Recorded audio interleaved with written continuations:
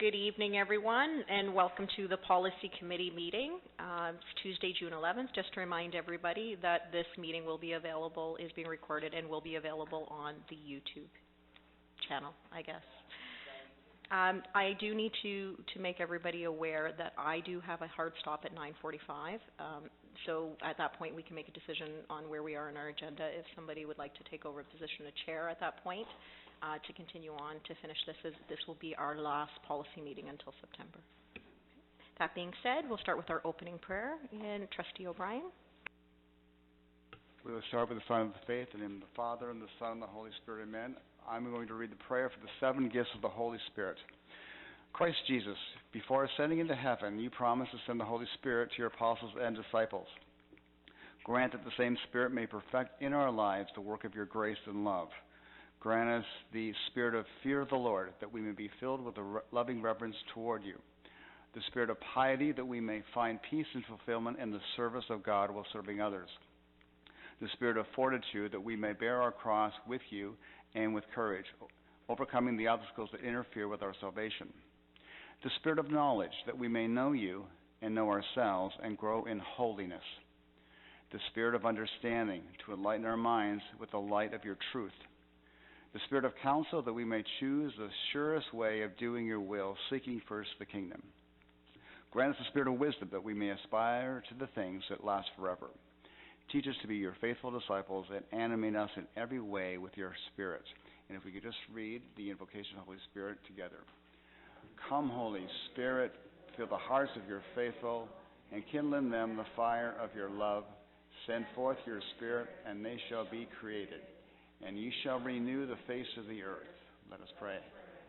O God, who by the light of the Holy Spirit did instruct the hearts of the faithful, grant that by the same Holy Spirit we may be truly wise and ever enjoy his consolations. Through Christ our Lord. Amen. In the name of the Father, and the Son, and the Holy Spirit. Amen. Thank you. Thank you, Trustee O'Brien. Moving along to item 2.1, an approval of the agenda. We will be making a couple of order adjustments, so I'll just notify you that real quickly. After item 4.2, we will be jumping to information item 6.1, as we have our equity officer present this evening. Welcome. And instead of having her sit through, it just makes sense for flow to get her to deal with those items, and then we'll move on. And then we will be moving item 4.5, policy V-01, right after that item. We're going to move that up in the agenda, as that has been that didn't get completed at the last round, so we'll move that. Okay, so that being said, can I have a motion to accept the approval of the agenda? Trustee Agnew, seconded by Trustee Duarte. All in favor? No one's opposed. Motion is carried. Item 2.2, can I get somebody to make a motion to approve the minutes of May 14th policy meeting? Trustee Agnew. Do I have a seconder? Trustee Murphy. Trustee Carabella. Madam Chair, I wanted to make add something into the minutes. You want to? Okay. Do you want to let us know where you're looking to add? That's right. So in the minutes, in our French, under the French policy discussion, there were 2 votes that took place that didn't get recorded. I thought they were important. We did actually have a vote to take out the word "if possible," and that vote failed. And then we had a vote brought to the board for trustees for final approval to keep that in, and that passed. Can you just point to what page, like you're at? Sorry. Okay. I have to get to the thing. The discussion item? Yeah, the French discussion item, French policy discussion item. It was a discussion item. It's not, I don't believe there was an actual.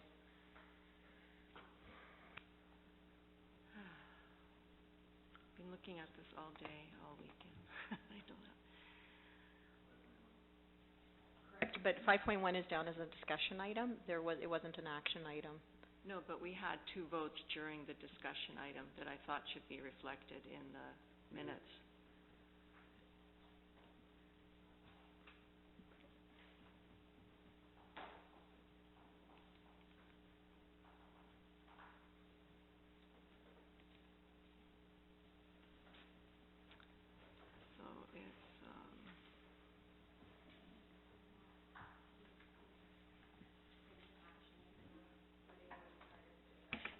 Sorry, Trustee Carabella, I don't believe that there were motions because it was a discussion item. That's why it's in an action item now. We made amendments to a discussion item, which is a policy, which is here now for us to review again, and now a motion will be passed on it. We had a consensus. It wasn't an actual recorded vote, is my recollection of a discussion item. It wasn't a recorded vote, but we put up our hands, we counted the vote. I thought that any vote, like when it's not a consensus, either way or should get mentioned. But it's not a policy yet, so it's a new item.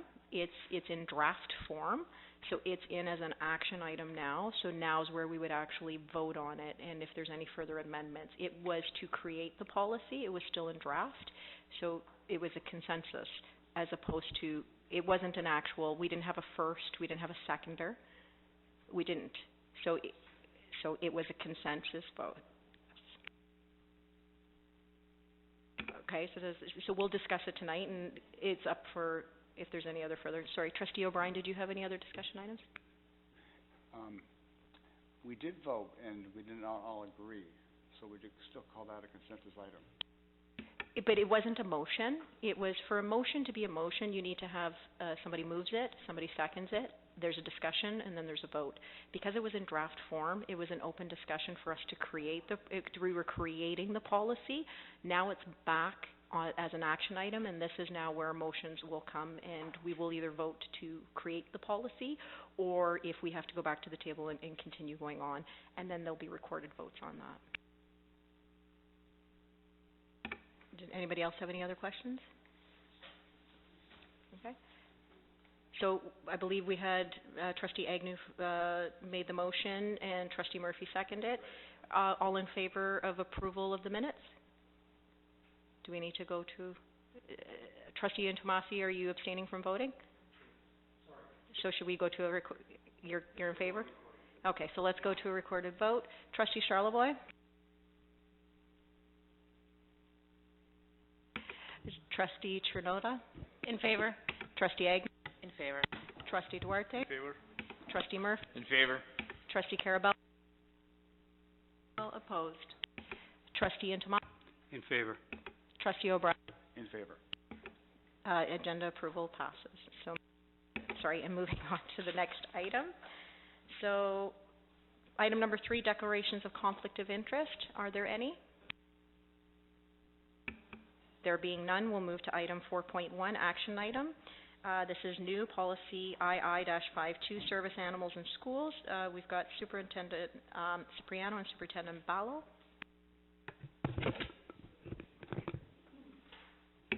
Sorry, I will actually read the motion on this, and then we'll open it up for discussion. So do we have a motion that the Policy Committee recommends that Policy II-52, student use of service animals in schools, be forwarded along with amendments to the June 18th, 2019 regular board meeting for approval at first reading? Trustee Murphy? Can I get a seconder? Trustee Agnew? We'll open the floor for discussion. Okay, so we'll go to a recorded vote. Trustee Carabella?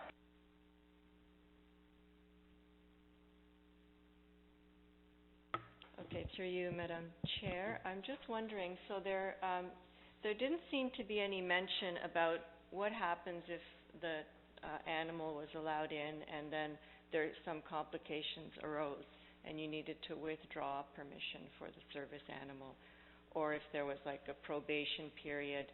I was just thinking about that might be mentioned or not, or if anyone has thoughts about it. That's what I thought when I was reading it.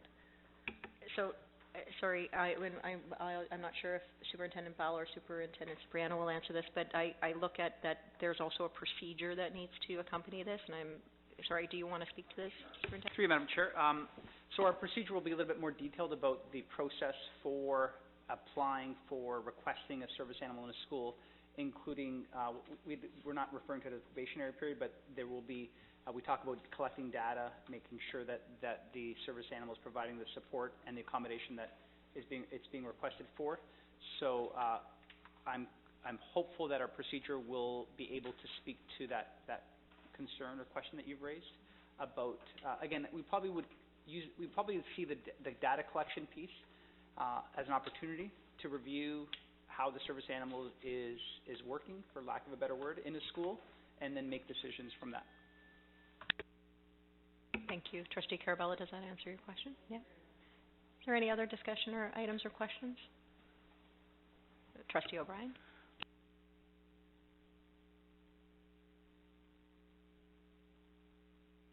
One thing in the procedure, the caretaker of the animal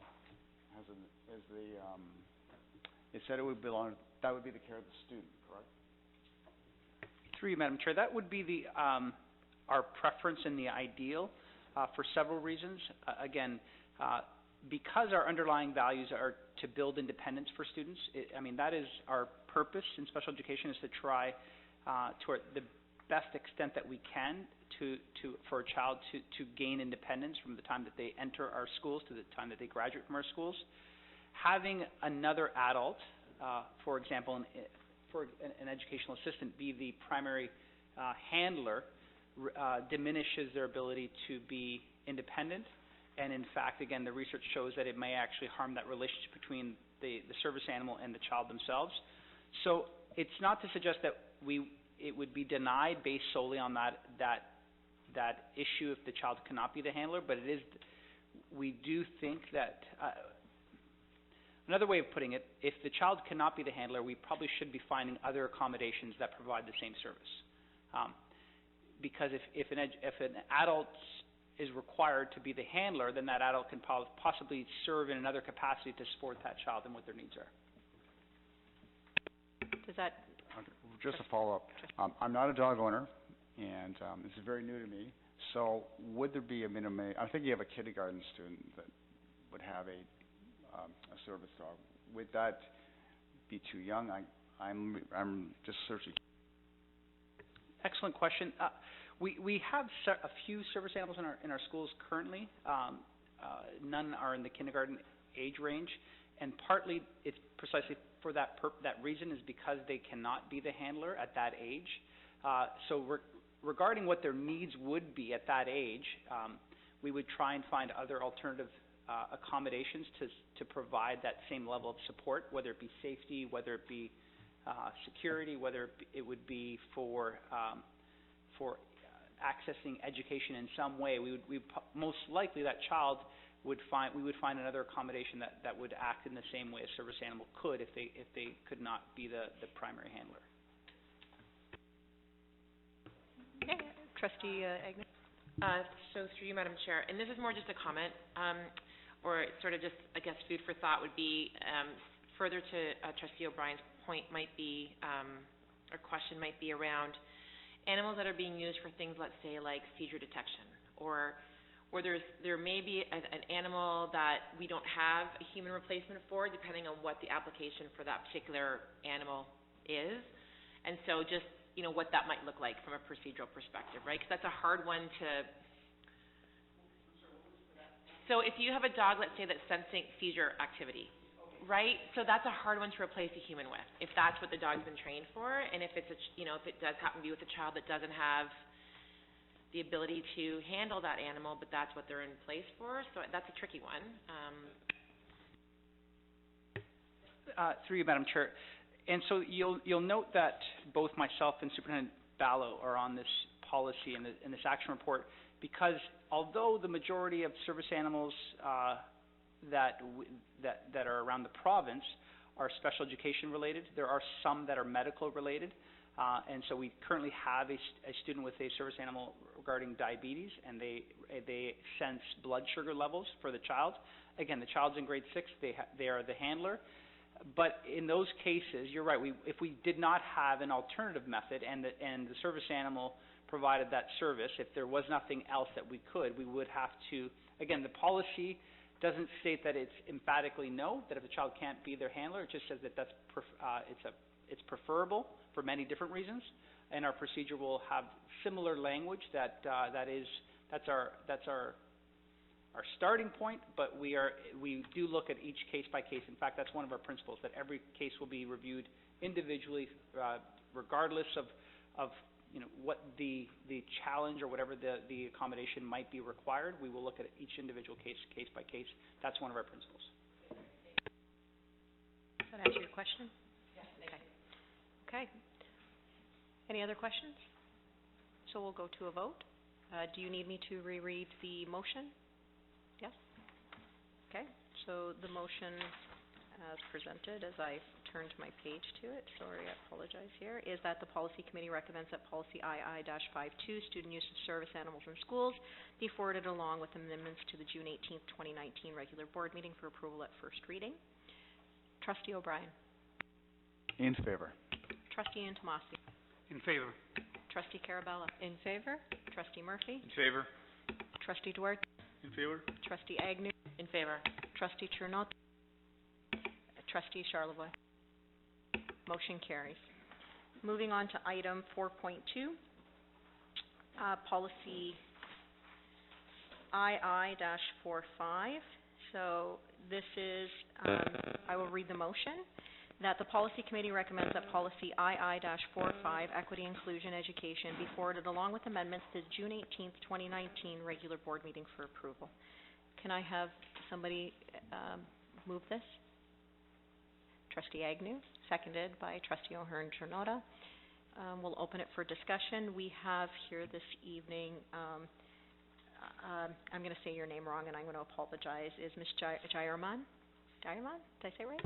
And Superintendent Ballo, if there's any questions. Is there any?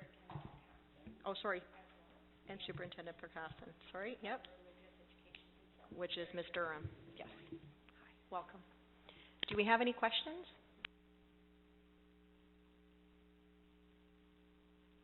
So we'll start with Trustee O'Brien, then we'll do Trustee Agnew, and then Trustee Duarte. Okay?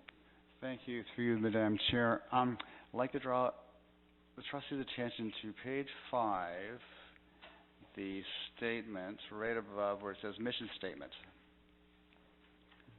Page 5, under the title Shared and Committed Leadership. So it'll be the last red insert in that. I'll read it for you. It says, HCDSB upholds the principle of inclusive education that requires the diversity of the students in the schools to be reflected in the diversity of their educational workers, teachers, and school and system leaders. I'm wondering if this statement may hold us in a precarious position down the road. Take, for example, John Vanier. I believe it had a grade 9 cohort of 53% non-Catholics.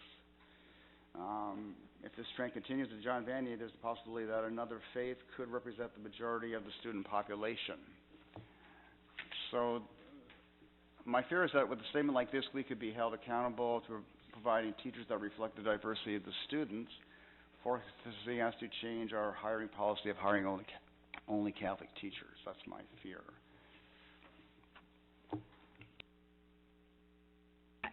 So, Trustee O'Brien, can you just maybe clarify what the question is? It's not so much a question. It's more of while the question is why was it included? I mean, I feel this policy has been running fine as it is. So why do we need to include this statement? I think Superintendent Percassen can probably deal with this, or Sita. Can you think you can answer that? Because I think this leads back to the Ontario's action plan, right? The action education. Okay. Thank you. Through you, Madam Chair. The one part of the question had to do with our denominational rights, which are protected by the Charter. So we, when we're talking about diversity, we were not thinking about non-Catholic because we're protected in that regard through the Charter. It is a good point. We do certainly have many students in our secondary system who are not Catholic, but that is not the spirit and meaning of this phrase within the document. But I will let certainly Ms. Jayaraman speak to the equity and inclusion policy. Thank you. Through you, Madam Chair. So the the statement around upholding the principle of inclusive education that requires the diversity of the students was taken from Ontario's Education Equity Action Plan, which actually builds on our original document, which was built on the 2009, the Promise of Diversity, Inclusive Education. And right from the onset, when we talk about the purpose, it speaks to the idea that everything that we talk in this policy is within the context of the denominational rights that are, that are enshrined in the Constitution and granted to the Catholic School Board. So to echo what Superintendent Anna Percassin said was that when we were talking about this, it was important to highlight that Halton as a community has changed and is changing in terms of, as you mentioned, newcomer populations in terms of various different racialized communities coming to our schools. So that reflection was more in the spirit of, for example, we have a significant number or a large number of Filipino students, so to have, for example, teachers that can be role models and can connect with that community and can be representative of that community, but within the Catholic faith. Thank you. So we'll move to Trustee Agnew, and then... One more question with that. So just to make... Is it a follow-up question to yes, this? follow-up question. Just because, okay. Yep. So this statement, is it legislated that we put this in? Because I'm just new with this. I think actually, if you're looking at the same point still, it's directly out of the Equity Action Plan, which is, my understanding, is required. Sorry. So do you want to speak my to it question directly? is that legislated? So through you, Madam Chair, so it is out of the Equity Action Plan, and beyond that, it's also part of our own Halton Catholic District School Board strategic plan, which was from 2016 to 2021. Point 5, which speaks to organizational effectiveness, has exactly that line. So it's part of our strategic plan in terms of hiring for staff that reflect the communities that we serve. Thank you. So it is not legislated. It's not part of legislation. I think what she said was it's part of it, but it was part of our strategic plan, so it's part of a plan that was already previously passed. So Trustee Agnew? So I don't have a question specific to the policy itself, but I was just wondering about the process of perhaps having this go to SEAC for recommendations, input, feedback, if that was something that we could look to do.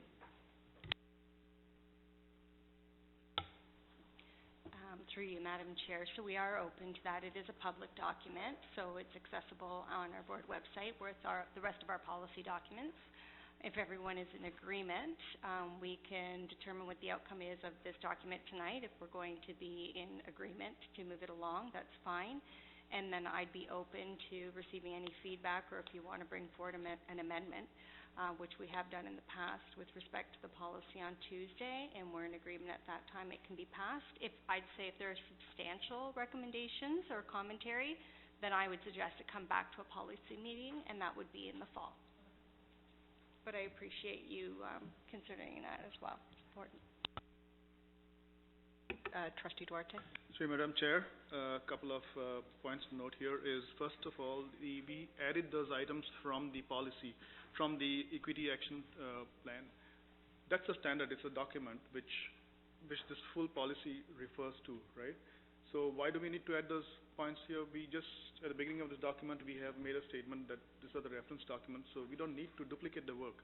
Because if that document changes, we have to go back and modify this policy. See what I'm saying? So if anything changes in the main document, that's the Ontario Education Equity Action Plan, then we got to go back and revisit this policy. So we did not copy statements from there and put it here. The reference should be sufficient, number one. Second thing is, when we added this statements to this particular policy, this is a very important document. It's a very heavy document, and it talks a lot about our Catholic values and Catholic principles.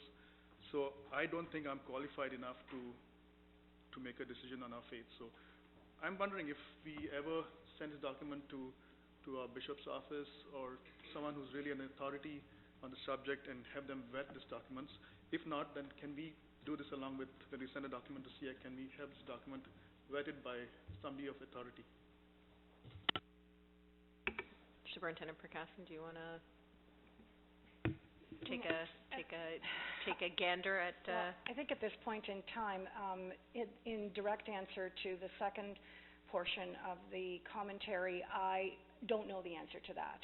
Customarily, bishops do not review policy and procedures in individual school boards within their jurisdiction. However, they certainly do have the opportunity to do so if they so choose. With regard to the documentation and the references that have been added here, those have been approved by the bishops. And so I don't know whether they would peruse a policy specific to that language, and I don't know whether Consultant Terry Durham has anything in addition to add to that, but we are in direct communication with the bishops in that regard, and our own local bishop, but that they specifically would go through a policy and procedure and have a comment on it. It hasn't been the process to date, to my knowledge. Through you, Madam Chair, I'm just going to agree with what Mrs. Percassen said. The bishops generally do not review all the school board policies. They meet with the directors of education, and they issue through the Institute of Catholic Education and their Education Commission from the Ontario Catholic Bishops' Assembly what their expectations are for religious education, and then the directors implement at that point.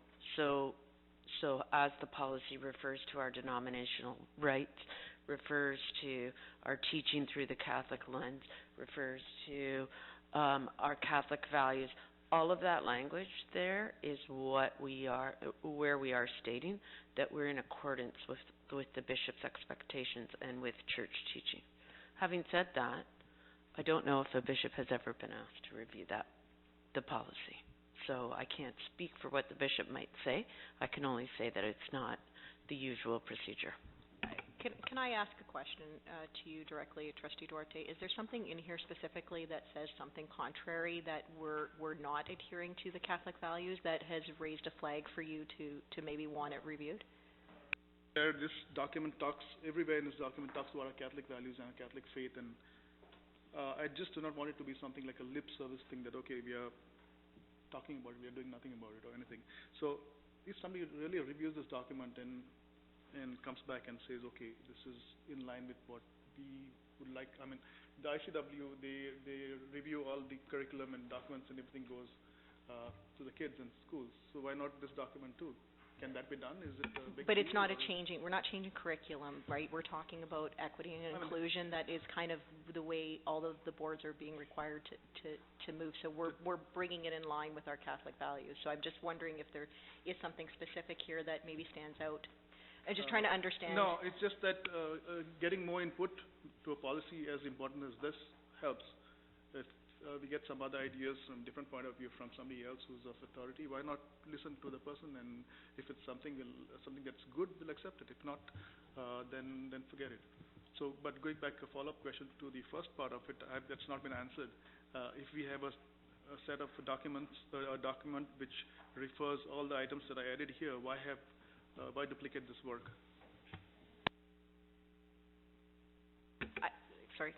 Yes, go ahead. So, through you, Madam Chair. So, this inclusive education, equity and inclusive education as a strategy has been ongoing since 2009. So when the document came out in 2009, our school board had taken verbatim most parts of it and made that into our policy. And then the 2014 document came out, which was then renewing the promise around diversity and equity and inclusive education, which spoke to guidelines for how schools need to do that.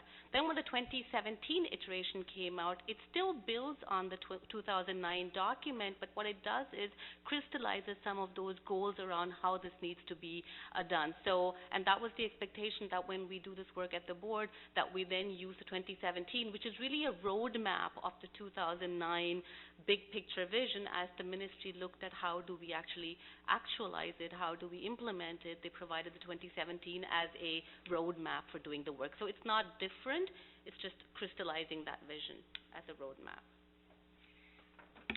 Thank you. Trustee Carabella is next, and then Trustee Charlevoix, and then Trustee O'Brien. Thank you. Through Madam Chair. Back to that question a bit. I I do echo Trustee Duarte's concerns or, requests. So, you mentioned that regarding what Trustee O'Brien was asking about that particular principle. So, is it only related to the race or like the ethnicity, or so maybe we can specify that if it's only related to ethnicity, or when I look here for diversity on the definitions, they include but not limited to ancestry, culture, ethnicity, gender identity, language, physical and intellectual ability, race, religion, sex, sexual orientation, and socioeconomic status. So is that what's going to be our measurement for that bullet point about upholding the principles and require the diversity of students in the schools to be reflected in the diversity of their education workers? Sorry, can you clarify what the question is, Trustee question Carabella, is- because I'm not sure what Okay. you're asking. I'm asking exactly what does that encompass, everything, when we want the diversity of the students to be reflected in the diversity of their education workers. So you only mentioned the Filipino, right? So what is the complete list of examples? Are you asking, sorry, I just want to clarify, Yeah. are you asking her to spell out every diverse ethnicity and everything that Well, would not be... like each one, whether you're Indigenous or Asian or whatever, but like, does it refer to the definitions in diversity, all those criteria that is in that definition? Yeah, sorry, go ahead. Are you okay to answer that? Yeah, through you, Madam Chair. So when we thought about upholding the principles of, the workforce reflecting the diversity of the students, yes, we were referring to race and culture and ethnicity as some of the primary indicators. Of course, as you rightly pointed out, diversity also includes, for example, a physical ability, or it could be, socioeconomic status.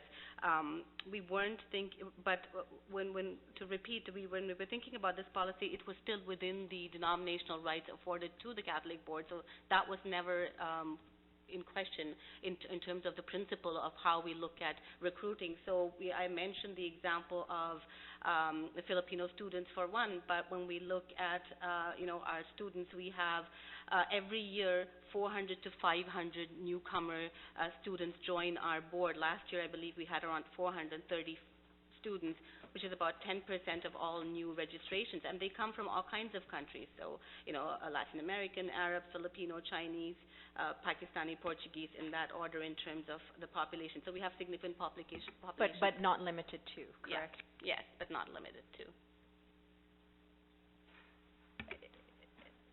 Thank you. Sorry, Trustee Murphy, I'll add you to the list. Trustee Charlevoix, you've got the floor. So I think what Trustee Duarte was trying to say is we consult our senior staff for their expert advice on education. Why not consult religious leaders for their expert advice on it? I don't think we have to send it all the way up to the bishop. That could take a long time to do it, but we've got our chaplaincy leader like Jillian Frederico, who's totally up on all the changes that have been going on and does great things involving faith in our board. So even just having one of our staff members whose faith is their expert, or was their expertise, just having them over, take a look at it and see. Through you, Madam Chair, the expert at the table here is Terry Durham, who is a consultant for religion and family life in our school board, and works very closely with the bishops as well as with the Institute for Catholic Education. So the resident expert at the table is here, and recognized by our local bishop as well. Sure, Superintendent Bala. Just as a point of reference, I know that when I worked with the policy working group, we did have a member who was part of our committee who had been a consultant of religious education a number of years back. And I do know, when I did a little bit of searching here, that she did make reference to the Ontario Education Services Corporation, which is one of your references, and at that time when this policy was first developed, there was a document or a template that was used for Catholic school boards. So at that time, all of the Catholic school boards would have worked within the policy template. And I would have to click on the link, and I don't have my computer here to see if you have the template in full, but I would offer that if that's something that we could come back to the table with perhaps a little more information. What I would say is anything that's not redlined would have come out of the template, which was a shared document for all school boards. And the red line, obviously, is based on the expertise of CETA, who does work for us, as well as our religion consultant, Terry Durham. But if that's something that you're looking for, we do have a point of reference that goes back to that policy development. And in fact, if you look at page 23 around religious accommodation guidelines, that is verbatim the same policy template that was used at that time, and again was part of the OESC, the Ontario Education Services Corporation. So it's the same religious accommodations for all boards that were developing their policy at that time. Trustee O'Brien? I find this policy, it really touches some very, very core Catholic values. It goes right to the core of our faith, diversity, what we believe. And I'm wondering, before we do anything else with it, I wonder if it would be a good idea to send it out for stakeholder feedback to the Catholic community, because I did share this with some of my parishioners, and they did have some issues, especially around that statement. So I wonder if a direction for us trustees to go right now would be stakeholder feedback from the Catholic community. Okay, we can come back to look at that when we deal with the motion. I'm just going to give Trustee Murphy an opportunity, and then we'll come back to that. Okay, Trustee O'Brien? Thank you, Madam Chair. I'll try not to give a rambling diatribe of my impressions of everything that's going on. The policy is formed by Catholics. We're all Catholics here. I think if we accumulated the amount of hours we've all spent on hard pine benches and on our knees, would be quite an astounding number. So by the nature of how the document comes together and the people that are putting this document together, it would be pretty consistent with our faith.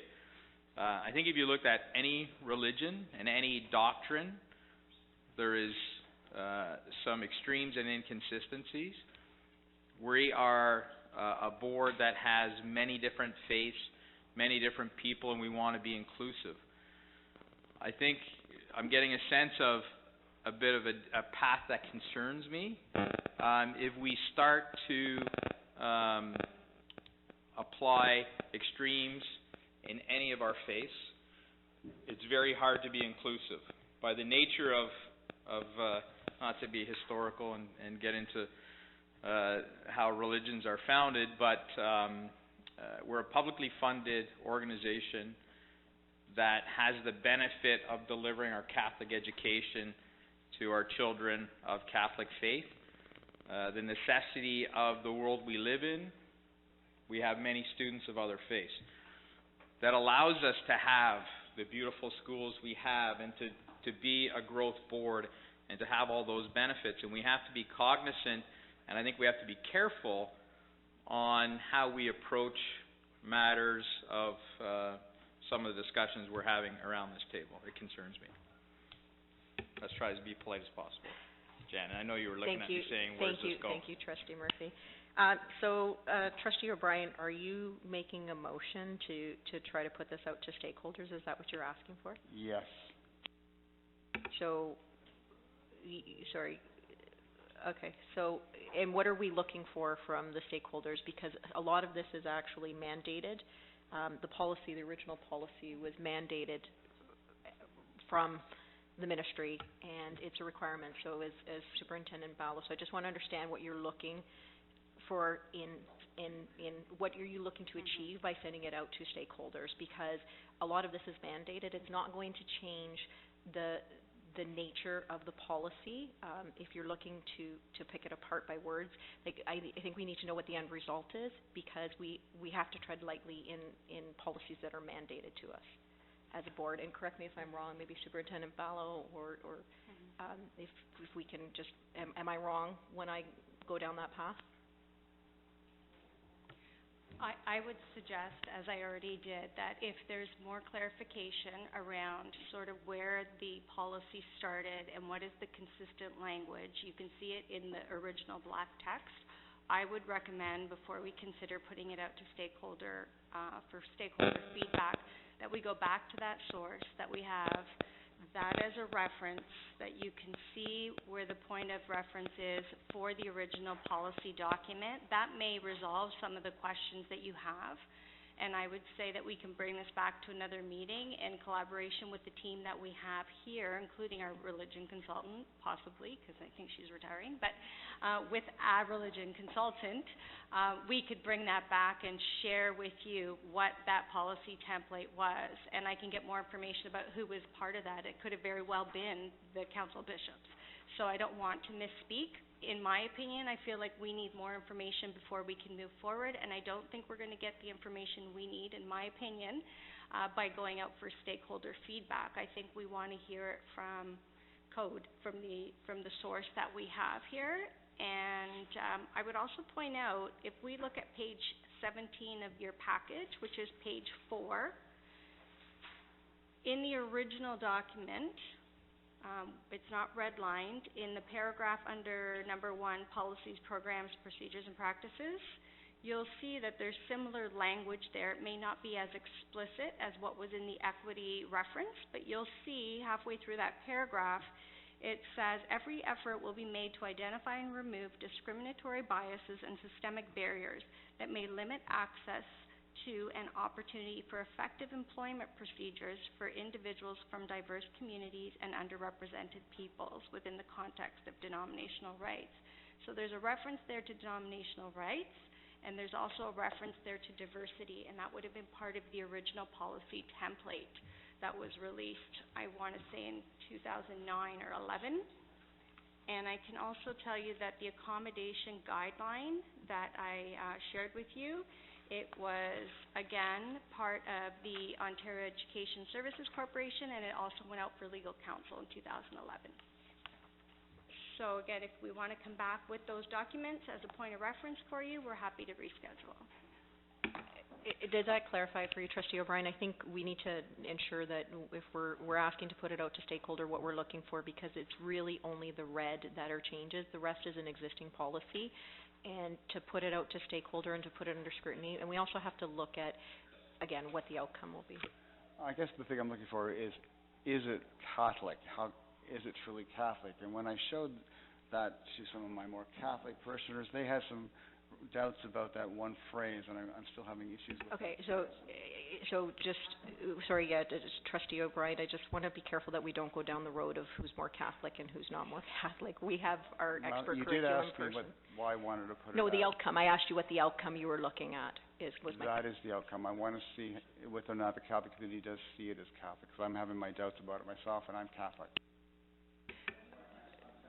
Okay, so, sorry, Trustee O'Brien. So I just wanted to question, so what doubts are you having with it as it relates to Catholic, to being Catholic? Well, that one phrase, like I'm seeing HCSC holds the principle of inclusive education that requires the diversity of the students in the schools be reflected in the diversity of their education workers. So if a student is not Catholic, would that not have to be reflected in the education workers? I mean, that's the way I'm reading that sentence. Could we... So, can Superintendent Percassin maybe, and I think Secretary Daly would like to actually get... I don't want to trump Secretary Daly, but through you, Madam Chair, I just wanted to suggest that removing that sentence does not alter the spirit of the policy. So, as the writers of the changes are present in the room, we have discussed and felt that it would not alter the spirit of the policy if it was removed, if it's causing concern. Thank you. Thank you. Secretary Daly. I just did want to point out and agree with Trustee O'Brien that this policy really does speak to the core of our Catholic faith, a belief in dignity, equity, respect for all, that all of our students, staff members are created in God's image. So thank you for pointing that out. I'd also like to point out that all of our policies, and this one in particular, are always framed within our denominational rights as a Catholic school board. Thank you. Are there any other questions? Trustee Carabella? Thank you. So, I was wondering about the definition of equity. It's kind of difficult because it's a double negative, and I had to really sit there, maybe that's just me, to figure it out. Sorry. Hold on, it's on page 3 of 9. It's on 16, on page 16 on page 16 of the total package.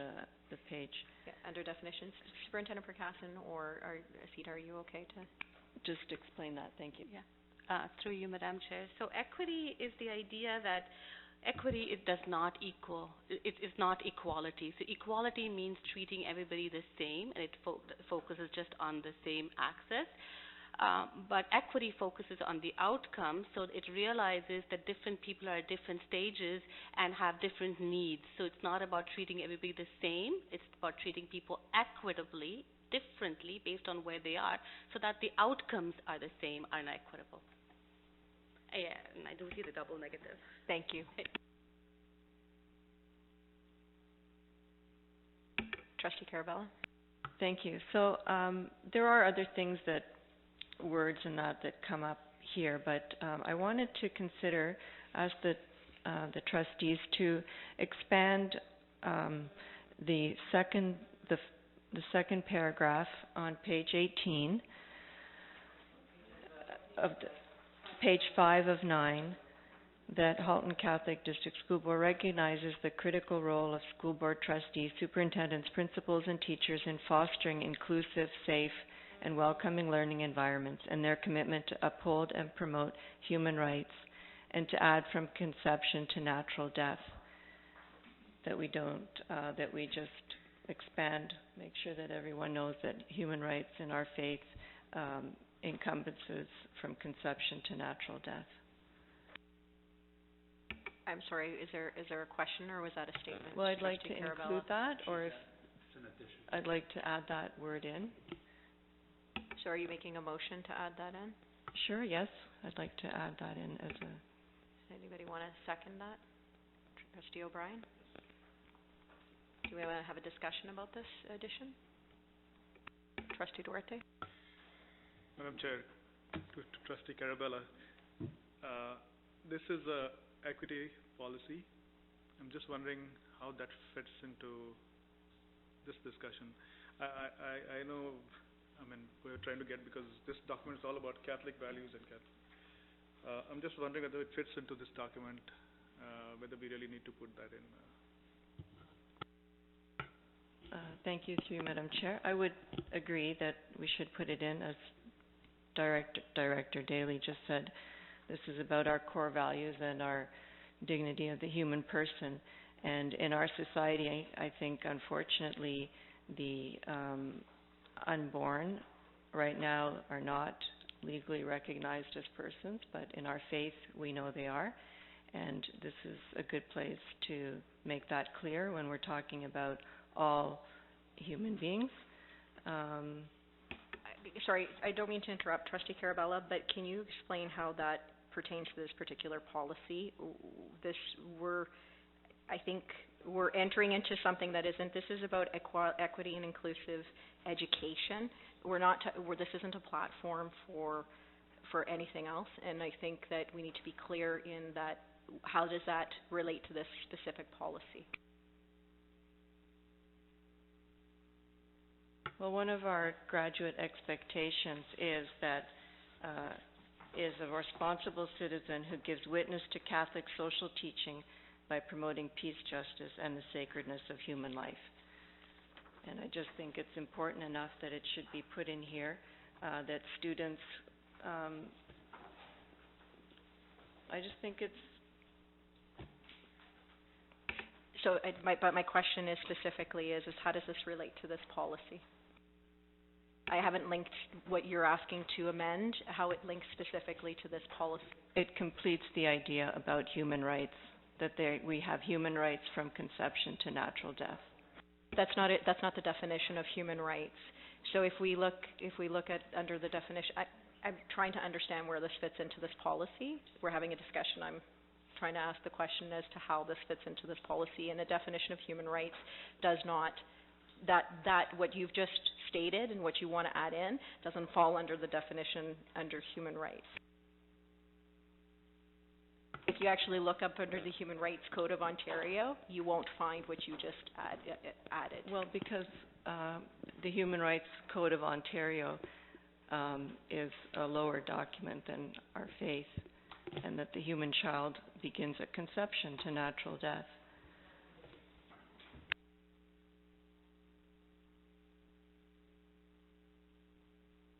So we have a motion on the floor. Is there any further discussion on this?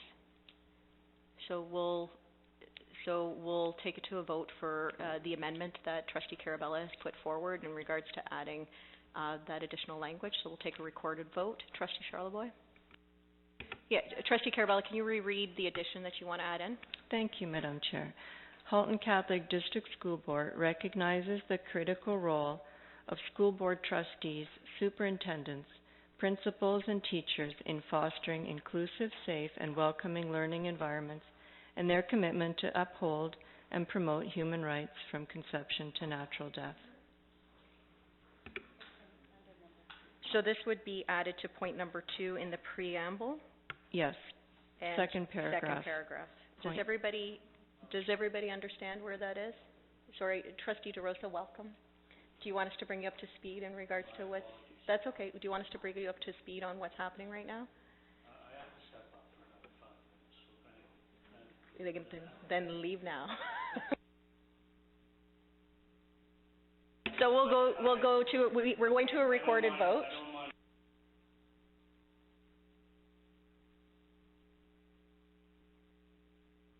Okay, so what we'll do is we'll do a recorded vote. If your vote is numerically significant, then we'll bring you up to speed and redo the vote. So we'll take a recorded vote. So Trustee Charlebois, do you accept the changes as presented? I'm opposed. Trustee O'Hearn-Jornota? Trustee Agnew? Opposed. Trustee Duarte? Opposed. Trustee Murphy? Opposed. Trustee Carabella? In favor. Trustee Ian Tomas? In favor. Trustee O'Brien? In favor. Motion fails. So we'll go back to the original motion. Trustee O'Brien? I'd like to make an amendment, our motion to this policy. In the phrase HCSDB upholds the principle of inclusive education, that phrase be end there, and there be a period there, and the rest of it be taken out. I'm sorry, can you tell us what page and where you're? I'm on eScribe, so I have page 5, above the word mission statement, under the shared and community leadership preamble. Okay, so can you reread that for me, please?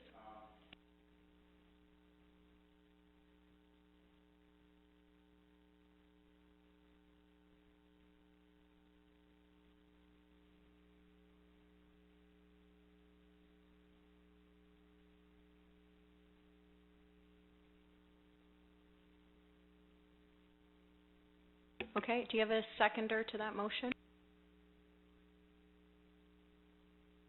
Trustee Duarte, you're seconding the motion? Is there a discussion on this?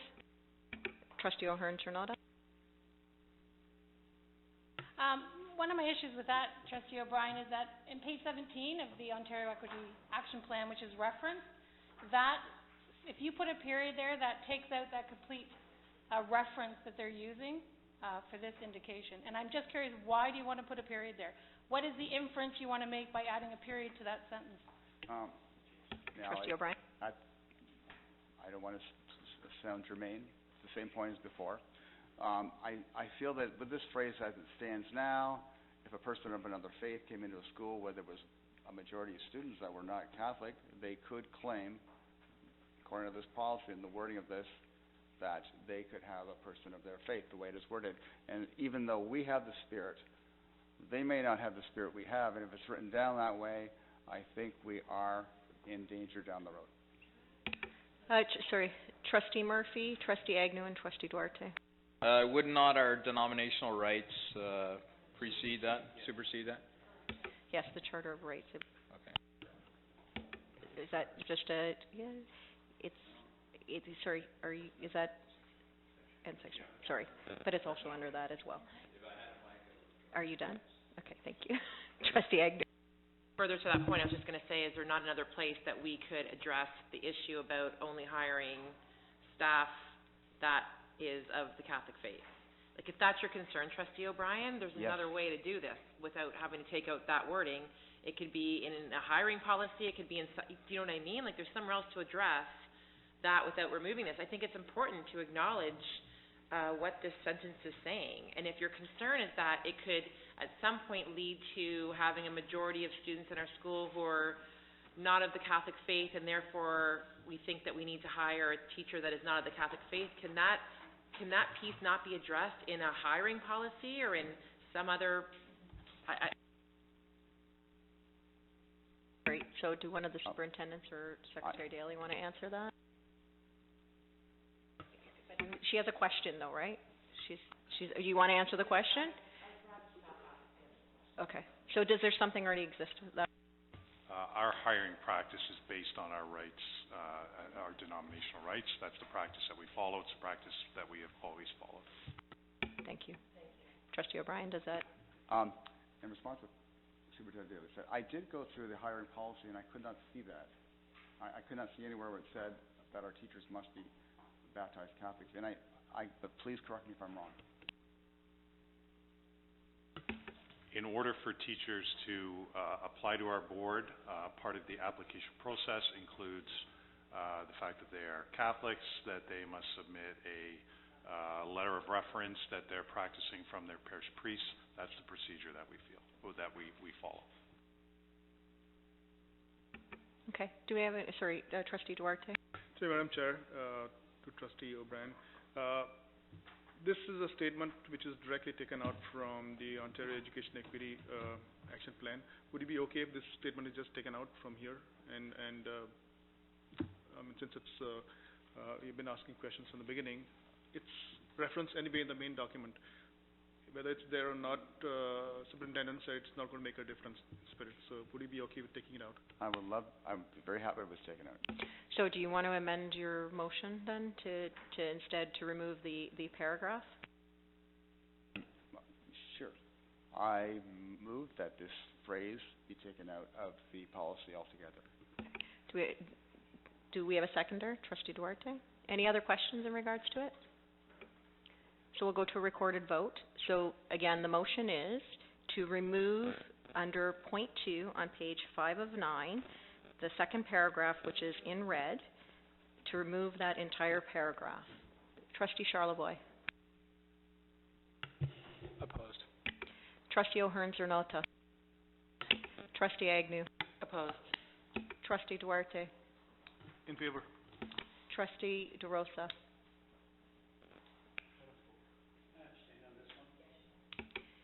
Trustee Murphy. Opposed. Trustee Carabello. In favor.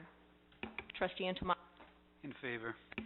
Trustee O'Brien. In favor.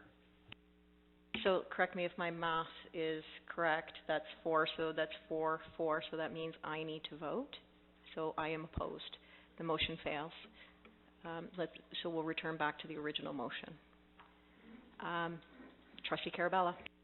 Can we have some more discussion at another point? Are you looking to...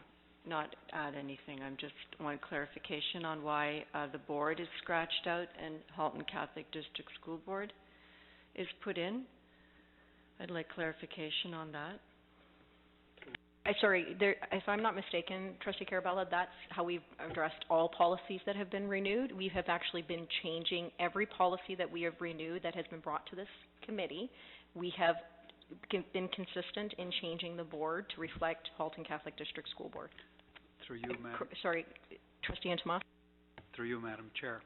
So just because we've been doing it that way doesn't mean it's correct. So technically, as the board, we're the ones creating the policies. If you're now changing it and you're saying Halton Catholic District School Board, which is the corporation part of the board, then I don't think it's consistent with everything else that we do generate.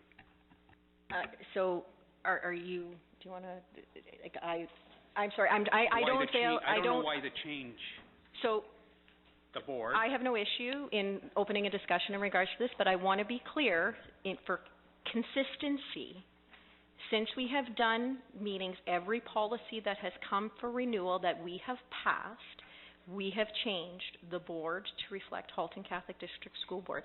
And I have to ask a question, Trustee Antomasi. Are you suggesting that we are not trustees of the Halton Catholic District School Board, that we're two separate entities? Yes, I am suggesting that. In fact, we are two separate entities. Halton Catholic Board of Trustees is a separate entity to Halton Catholic District School Board. By us saying that Halton Catholic District School Board, the corporation, is making the policy is incorrect, simply because the people who are making the policy, it's the trustees. Secretary Daly, can you? I was just going to say, because the Board of Trustees either approves or doesn't approve the policy, they're de facto making the policy. You do make the policy. Point. So it's the board giving direction to the Halton Catholic District School Board. So the policy is written by us, even though staff writes it, and we're giving we're giving direction through our secretary, who is also director, to the corporate element of the board. So the fact that we're actually passing this motion, then are you saying that by changing this now from the board to HCDSB, that we aren't governing this policy?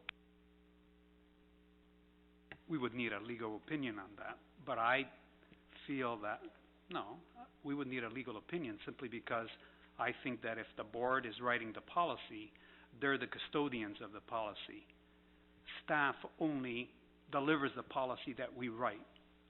And I think by not having board in there, it's not explicit enough. So even though that's what we're doing, is actually amending and passing this policy. I'm just trying to understand, Trustee Antomasi, so that we can answer it and move forward. I'm sorry, Trustee DeRosa. Just for clarification, the two corporations, you're trying to make the point that the Board of Trustees acts under the name of the umbrella of one corporation versus another corporation that is in existence. Could you clarify for me which of those two corporations the Board of Trustees actually acts through? So we're not a corporation, the Board of Trustees. We're a board. Right. We're the custodians or the people that oversee the corporation. Right. That's where the distinction is. So by virtue of that fact, are we not acting on behalf of the corporation? The other way around. The corporation acts on our behalf. Andrea Swindon would like to add, and I'm sorry, and Trustee O'Hearn will.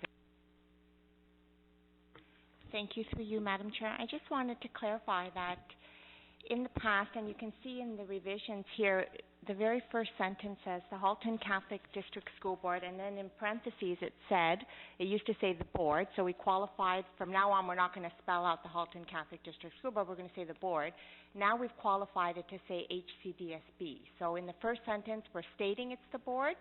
We're going to, from now on, call it HCDSB, so every time you refer to it within the policy, it's understood it's the Halton Catholic District School Board. Thank you for pointing that out. So do you see where she's showing that? It's actually not changing the policy, it's changing the reference to what the definition of the acronym is. So that has no bearing on what I'm saying. It's the Board of Trustees who are the elected representative of the community that deliver the policy to Halton Catholic District School Board for them to implement, or for us to implement through a secretary who is director to the corporation. So, again, Trustee Antomasi, I'm not sure what your question or your point is and how it pertains to this particular policy and what it's changing. So, my point was, with reference to Trustee Carabella, that asked for clarification on why there's been a change from board to Halton Catholic District School Board, since we, the board, are writing the policies. And, okay, so I'm going to bring you back to, and thank you, Andrea, for pointing this out. If you go to page 1 of 9, please, Vince, or Trustee Antomasi, can you take a look at page 1 of 9? It spells out specifically, it's always been there. The difference is instead of making reference to, as a definition, what the board is, they've changed the board to the acronym, and that's all that has happened. It has not changed the power of the board, nor is it making reference to a different entity. It's just making reference to the acronym. So again, is there a question as to this change in this policy? So I would like to see it revert back to the word board, simply because it's the Board of Trustees that's giving direction through policy to Halton Catholic District School Board. Trustee Chernota and then Trustee Murphy. Through you, Madam Chair. William and I were doing our math on that last vote, and there's 1, 2, 3 opposed, 1, 2, 3, 4 in favor.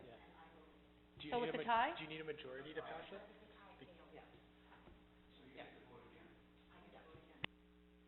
So we can add to the recorded that I get 2 votes? Is that how? It still failed.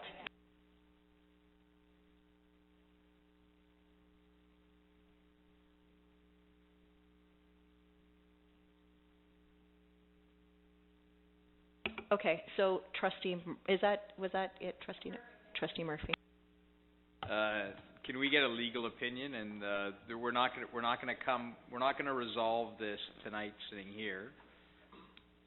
So where are we going to go with this? We're just going to go back and forth and go in circles. We're taking a vote on. You're putting a motion. Did you put a motion for it? No, she didn't.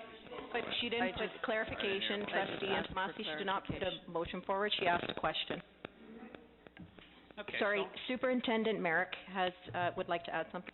Yeah, I just want to offer up that. So, in all of our legal documents we sign for property, for new buildings, etc., we use Halton Catholic District School Board and the board interchangeably, just like as is written in the existing policy, where we say HCDSB or Halton Catholic District School Board, parentheses, the board, and then we use the board throughout the rest of the document.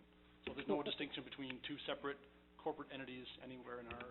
So when it's like in anything legal, you outline who it is, and then you shorten it so that you're not repeating it throughout the policy. You may want to get a legal opinion on it, but I mean, in all the legal documents that we've signed on a regular basis. Thank you. I think we can actually go to is there a motion? Is there a motion on the table first about in regards to the board? So we're reverting back to the original motion, which is that to refer it to the board. Now, unless there's further motions to defer it, to collect further information in regards to whether or not we want further advice from our curriculum experts in who they've referenced. Okay. Sorry. Point of clarification. Trustee, you mentioned SEAC. Is that a motion? So it doesn't need to be a motion for that, Trustee O'Brien. So what I can do, and I actually have already sent the email, so on the agenda for Monday SEAC, I will send out this policy in advance of that meeting and ask for SEAC feedback on that policy, and then we can collect that. And if we get it back in time, then I can make that available for Tuesday night's meeting. If we don't get it back in time, or if there's significant changes that come back or significant recommendations, then we can bring this policy back in September to make any amendments if necessary based on SEAC's recommendations. So it doesn't have to be a motion. I've already sent it off to be sent out to SEAC members. Thank you. Trustee Duarte.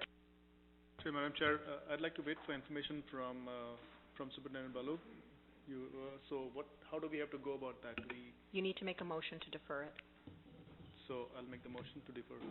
based on further information from, Okay, I make the motion to defer discussion on this policy till we receive further information, specifically to the next policy meeting. Secretary. Could we just get a little further clarification on what that extra information is? And is that in reference to your question is if it falls in line? I think Secretary Daly, what he was discussing further, which is if it falls in line with our Catholic values, if somebody else other than our religious curriculum expert has reviewed it, if they can come back and it gives us an opportunity to review the other documents that have been used originally before it was changed? Before it was changed. Go ahead. Madam Chair, would it be sufficient if, for example, in the development of the Ontario Education Equity Action Plan that OXTA provided input into it? Is that sufficient in terms of whether or not, or ICE provided input into the development of the plan? Would that be sufficient? Okay. So we'll do a motion then to defer this to the next policy meeting pending feedback from OXTA. Does that satisfy it? Are you okay? It was Trustee Duarte is okay with OXTA. I think we might have. Madam Chair, any information that gives us some history and background why we are changing the policy and where we have come from would be beneficial to me. Okay, and then I think Director Daly is providing the information. Well, and Superintendent Ballo has said that she's already provided us with some of the information in regards. We can get the original policy as well to see, so we can do comparison. It's already there, but we can actually have a look at it, Secretary. And I would argue that we're updating the policy. We're not changing the policy, but. Trustees are not.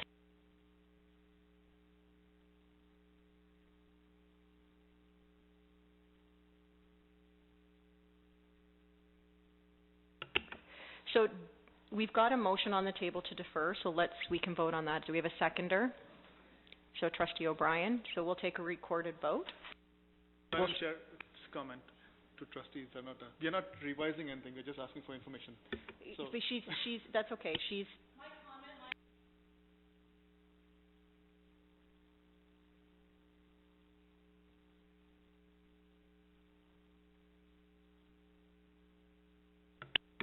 Okay, so we're going to go to a vote.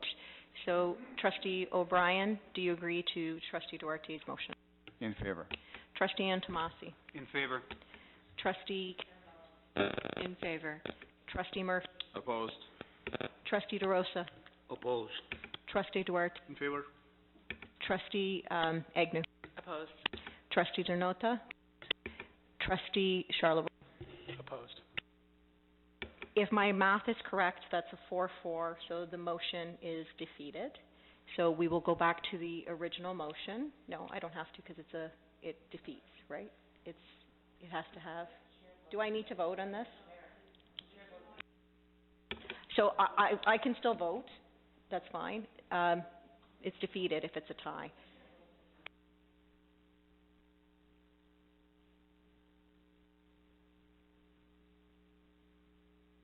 So it's defeated. Okay, so we'll move back to the original motion, which is the policy as presented.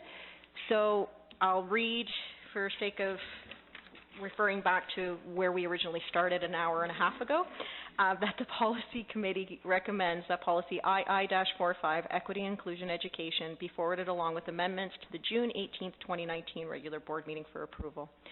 Trustee Charlebois. Trustee Cernota. Trustee Agnew. In favor. Trustee Duarte. Opposed. Trustee DeRosa. In favor. Trustee Murphy. In favor. Trustee Carabell. Opposed. Trustee Antomasi. Opposed. Trustee O'Brien. Opposed. That means that I have the opportunity to vote. I am in favor. The motion passes.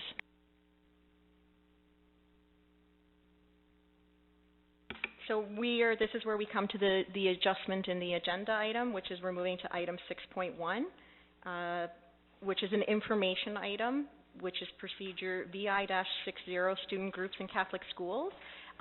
We have Terry Durham, Superintendent Percassin, and Superintendent Ballo to discuss, and it's on page 104 to 107 of your package.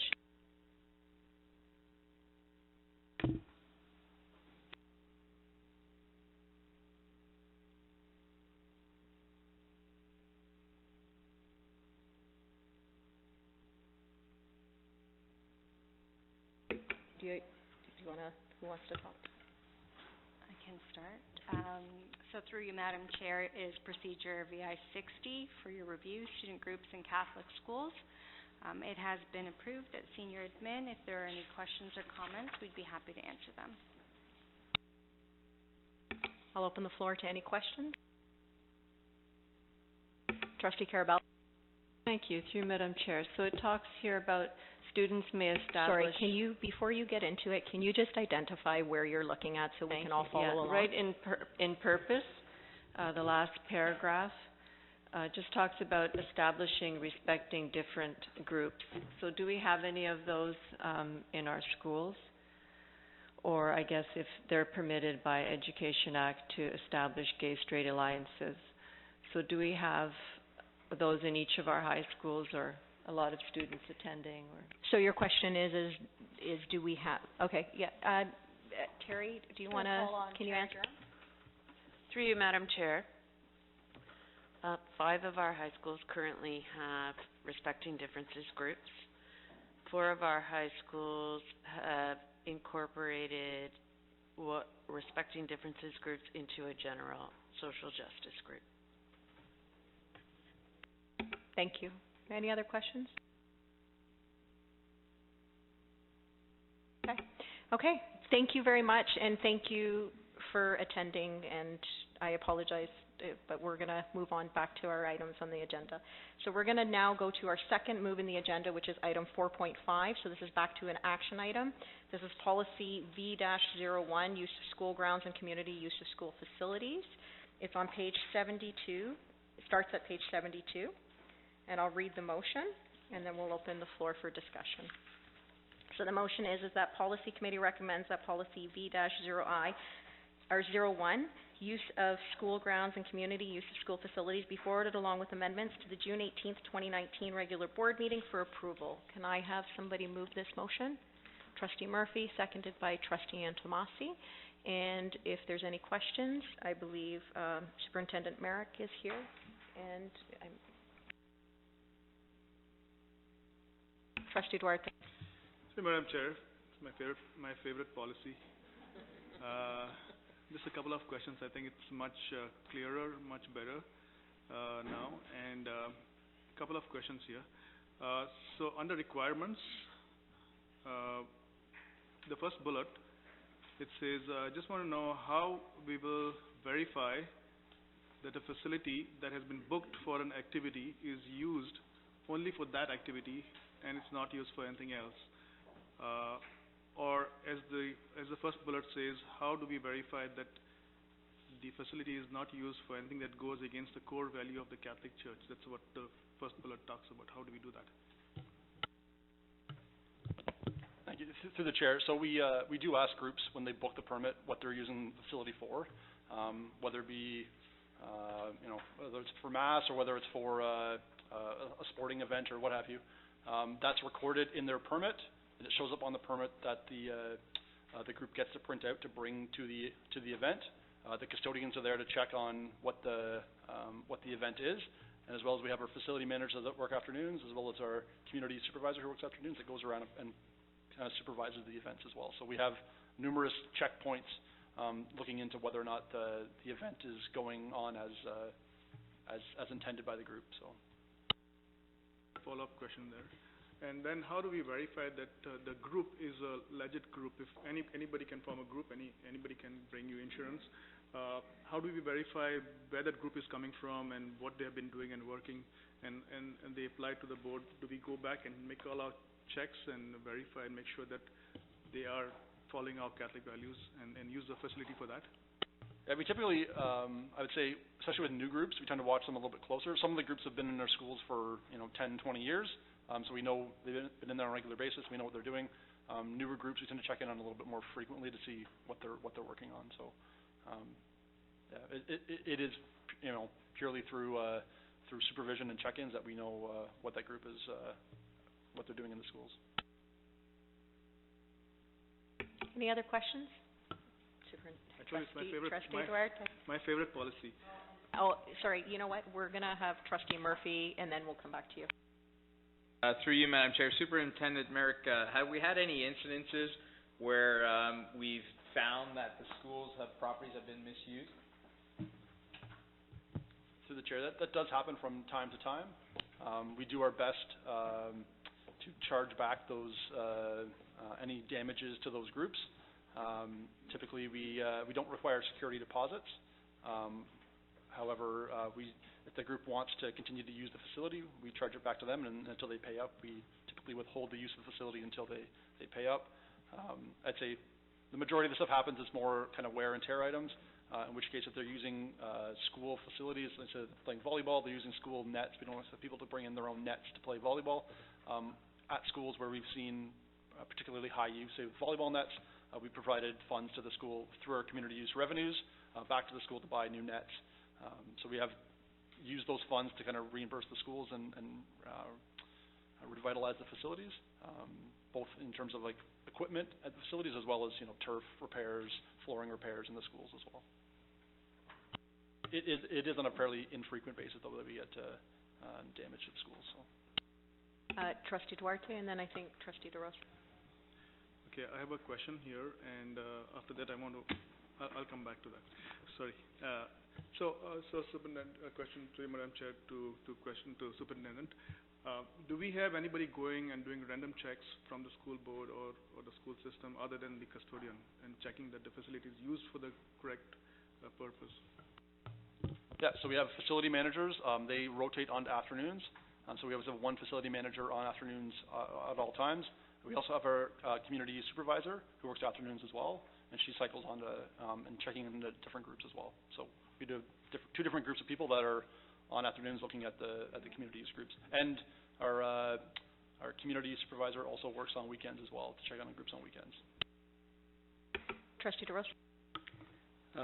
Through you, Madam Chair, just a point of curiosity, do we have in recent memory any group that we've rented to or given the facility to that we have regretted having done so?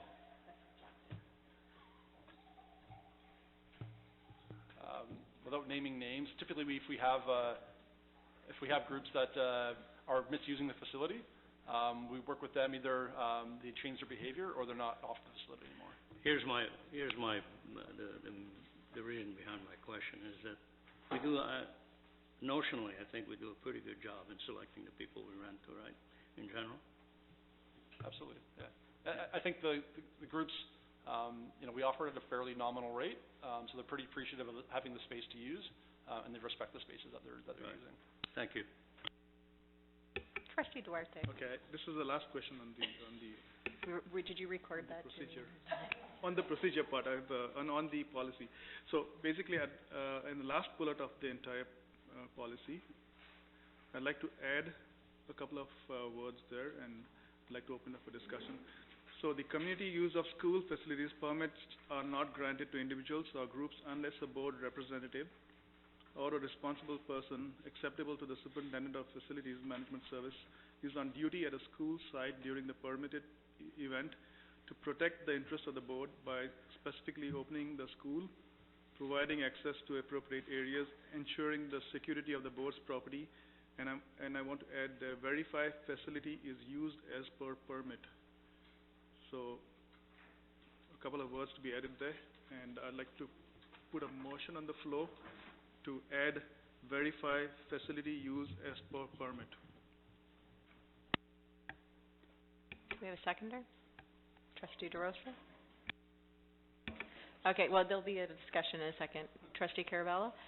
Discussion. Trustee DeRosa, then Trustee Agnew. I'm just concerned of over-bureaucratizing a situation that's probably works very well as it is. The the idea of the board vetting some of these applicants and some of these permits. Are you gonna do that? Madam Chair, replying to Trustee DeRosa, the public board does not, is very careful about offering facilities to groups, and I know for a fact that they have rejected a lot of groups. Those same groups come to the Catholic School Board, apply for permits, and they get through. So I think we have to do our due diligence, check the groups, make sure the custodian in the evening goes and verifies that the facility is used for the purpose it is intended, because I know for a fact that at least Milton, facilities are booked for sports, but are used for different purposes. Trustee Agnew? It's okay. I think Trustee DeRosa kind of asked my question. Any other? Trustee Murphy? Thank you, Madam Chair. I don't think we have a history or had situations that are apparent that this is a problem. If you're going to book a facility for nefarious reasons, if you want to run a weekend meth lab, probably Holy Cross Gym is not the place you're going to do it, I would guess, right? So I think, the issue of we're getting a nominal amount of money for an event, and then to have staff or to expect staff that are not, yeah, is that, or is that the Russians bugging my phone again? To put some higher paid staff on, economically it's not feasible. We could have a trustee volunteer rotation to go check on these facilities. I think I know the trustee. I might have. So I think we're making, I think if maybe I'm reading something into this, if you had a greater concern that you're not bringing up directly, and this is a way of addressing it, I'm not sure, but that's my impression of what I'm reading into it. But as you're in the schools all the time, I'm in the schools, our kids are at events, we're in service clubs, I've yet to see actions that really concern me. So maybe that's a different experience you have, and maybe that's your reasoning for us, I'm not sure, but just from my perspective, it seems like, as Trustee DeRosa said, we're trying to bureaucratize something that seems to be working quite well. Thank you, Trustee Murphy. So we've got Trustee Agnew, Trustee Carabella, and then Trustee DeRosa. Thank you, through you, Madam Chair. So I guess the question is just, and again, further to Trustee Murphy's point, is I don't know the experience that, there might be specific experiences here that are driving this. I guess my question would be around, how do we effectively police that? Like, does that fall to the custodian that's there? I think I'm challenged just with what does that look like, and then that's his responsibility, and then what if that isn't actually what's happening, and having the permit to verify. I just worry about where that liability falls to, how we manage that. That'd be my concern, is, how you actually do that effectively. Trustee Duarte, did you want to answer? Is that a question? I'd like to answer to Trustee Murphy and Trustee Agnew at the same time. I'm not expecting staff to go there, nor a trustee. I'd be happy to do that. But what I'm expecting is the custodian is there all the time. This statement just says that somebody verifies that it's used for a correct purpose. Okay, the custodian is there all the time. I'm not expecting staff to put additional resources to do that. So can I do a follow-up? Is it in relation to the specific? Okay, germane. It's germane to the point, Yeah. and then we've got Trustee Carabella and Trustee DeRosa. Okay, Trustee Carabella? Just because I wonder then if it's, if that wording, I'm wondering if it's just a matter of just putting in there then to ensure that the practice is to verify the permit. Do you know, like, I think, because that to me seems like a reasonable, hi, you're Joe. Hi, Joe, nice to meet you. Yes, your name is here. I just want to confirm that so it's really just taking a look at, and maybe the person that's there working is just, making sure that I'm just offering that as an option instead of that big wording, and maybe it's just verifying that the permit is actually being used as. I'm going to move to Trustee Carabella. Trustee Carabella, you have a question? Thank you. I concur with Trustee Duarte, and I think that it already seems to be part of the process, so that we put it in our policy so it's there. And groups reading it know that they have to be legit 100% of the time because they will be verified. And if he has experience otherwise, I don't think it's going to be very different from what we're doing. Just that extra step that it's written down and alerts other people who are reading the policy to see if they can use our schools. Okay, so we're getting into an opposed and in favor position, so I think now if we're going to have any new questions, we'll add, and I'll get to Superintendent just 1 second. So unless we have new information to add to this, I think we're just repeating ourselves. So I've got Superintendent Merrick, is this in response to, okay, so I'll allow that, and then we've got Trustee DeRosa and Trustee Murphy. So I know we're not on the procedure yet, but in the procedure, in the board permit conditions, for community school facility permits, number 6 states that use of facilities is restricted to the purposes expressly stated on this form, which is the permit, and to the areas, dates, times as approved by board staff. So it's already in our board terms and conditions that they're using it for the purpose that's listed on their permit. And those board permit conditions go out with every permit that we send out to the thousands of permits we send out to user groups every year. Okay, so that's under, so Superintendent Merrick, what he's make references is under page 131 to 139. Which is the procedure in the use of facilities. So I guess the question is it being supervised? Like, does somebody go in and check when we have new? I think that's what Trustee Duarte is getting. We do it currently now. Like, I mean, the custodians, part of their job, and they're supervising there on evenings or on weekends, is to look and make sure the group is there for the purpose that's on their permit. Thank you. So we've got Trustee DeRosa on. Thank you, Madam Chair. Just 2 comments. I can't shake the feeling that we're trying to solve a problem that doesn't exist. And secondly, if we're contemplating adding additional tasks onto the custodians or whoever else might be there with the ability to verify, I think there's considerations to a change of job description, and I think the union would probably have something to say about that. Thank you, Trustee DeRosa and Trustee Murphy.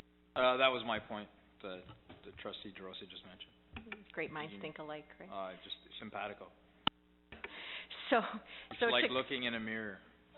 To clarify, so on page 137.6, it talks about, Trustee Duarte, it talks about what you're making reference to. Does that satisfy it in page 137?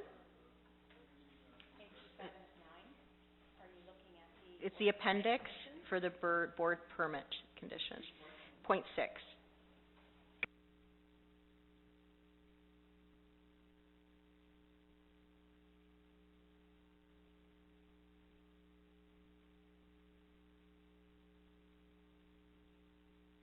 Trustee Duarte? To Madam Chair, this point number 6, it's a great point to be there in the document, but it does not say somebody's actually checking that. So the statement that I said earlier could even be check the permit. Take a look at check point number 4. It says custodians are to be on duty to supervise all permits in accordance with the board's community use policy. Okay, Madam Chair, I agree with that part. I can withdraw. Do I need to withdraw? You withdraw your motion? Okay, I make a motion to withdraw my motion. You don't need to withdraw. Is there any other questions in regards to this information piece? Or Trustee Duarte? Madam Chair, there's another point I want to discuss, and that's the rates for the community use of schools on the weekend. I'd like to discuss it during the information time. That's on the agenda under information items. So we're dealing with the actual policy right now for the policy, not the procedure. So we'll deal with that when we get to the procedure. Okay. Thank you. So there being no other, Trustee Antomasi, you have a question? If he's referring, through you, Madam Chair, if he's referring to the cost, that would be policy. It would have to be stated in policy. It's actually in the procedure, and it's always been in the procedure because it is currently in the procedure. So we're going to go to a vote. So we'll start with Trustee O'Brien. Do I need to reread the motion? Okay.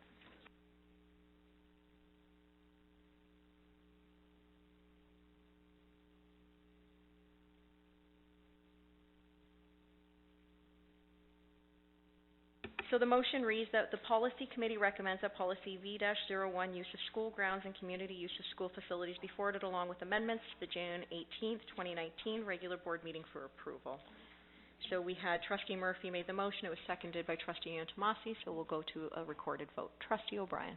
In favor. Trustee Antomasi. In favor. Trustee Carabella. In favor. Trustee Murphy. In favor. Trustee DeRosa. In favor. Trustee Duarte. In favor. Trustee Ag. In favor. Trustee O'Hearn Zernato. And Trustee Charlevoix. Motion passes.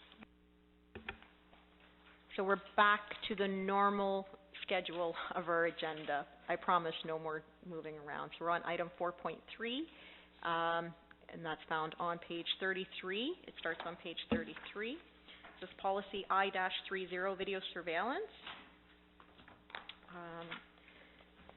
So can I have a motion that the policy committee recommends that policy I-30, video surveillance, be forwarded along with amendments to the June 18th, 2019 regular board meeting for approval? Trustee O'Brien, seconded by Trustee Antomasi. I will open the floor to questions, and we have Mr. Thibodeau to answer any questions.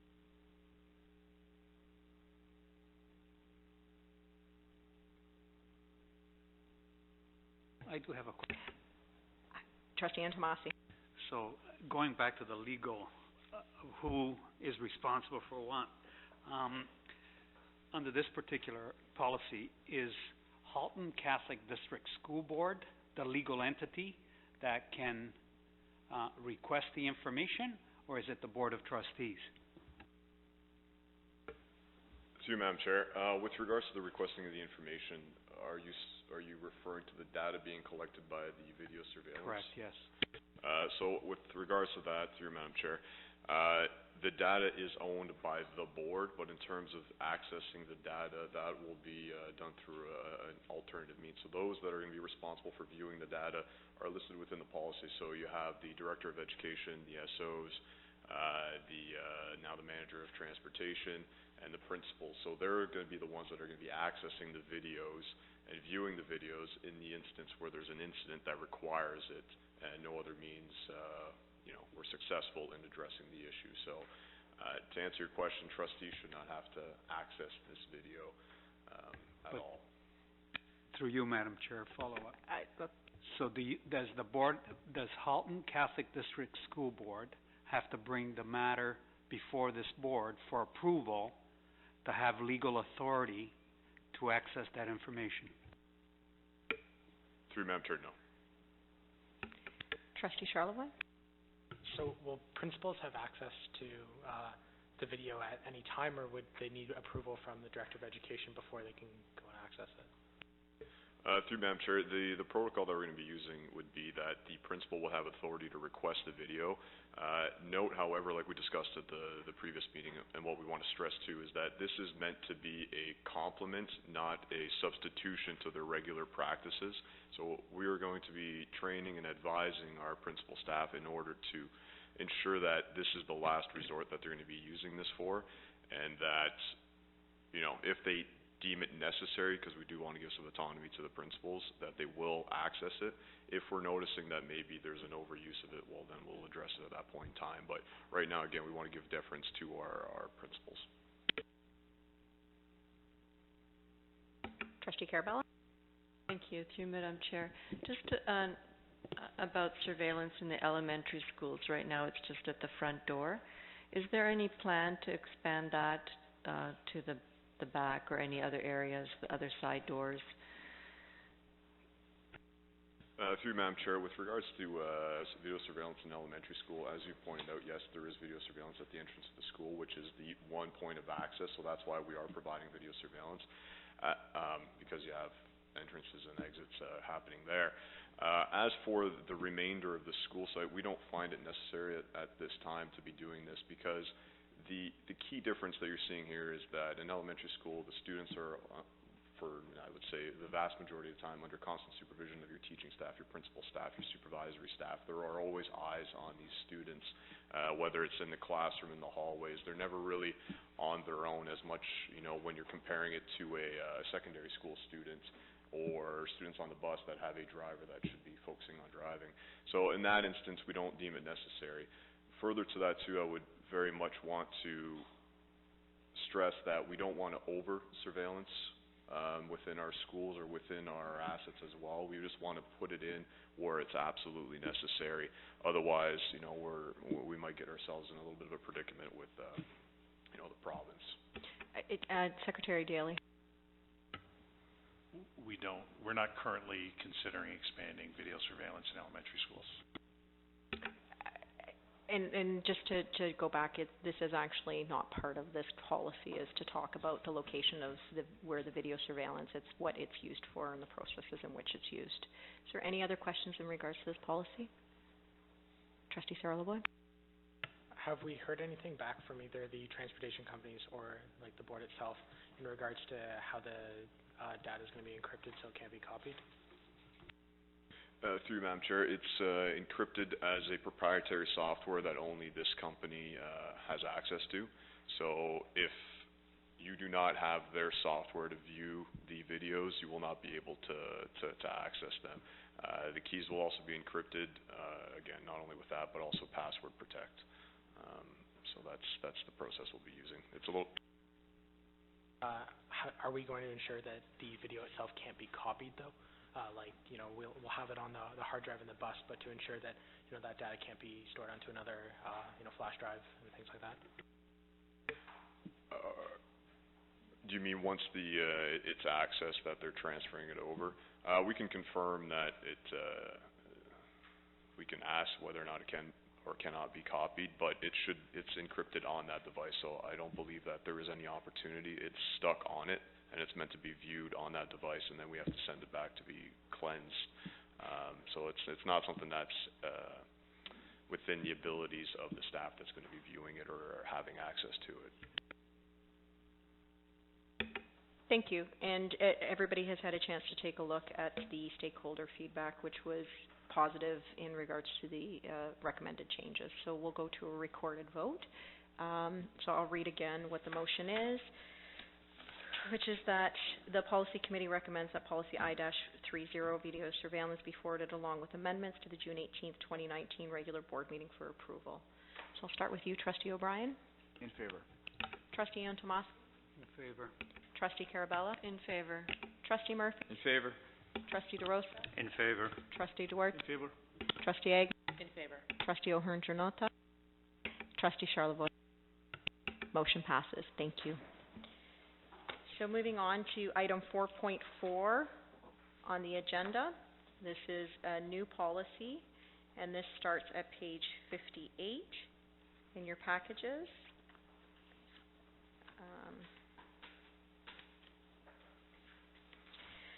So the policy is that the Policy Committee recommends that Policy II-51, Optional French Programming, or Early French Immersion and Extended French, be forwarded along with amendments to the June 18th, 2019 regular board meeting for approval. Do I have someone to make a motion? Trustee Murphy, seconded by Trustee Carabella. And I'll open the floor for discussions.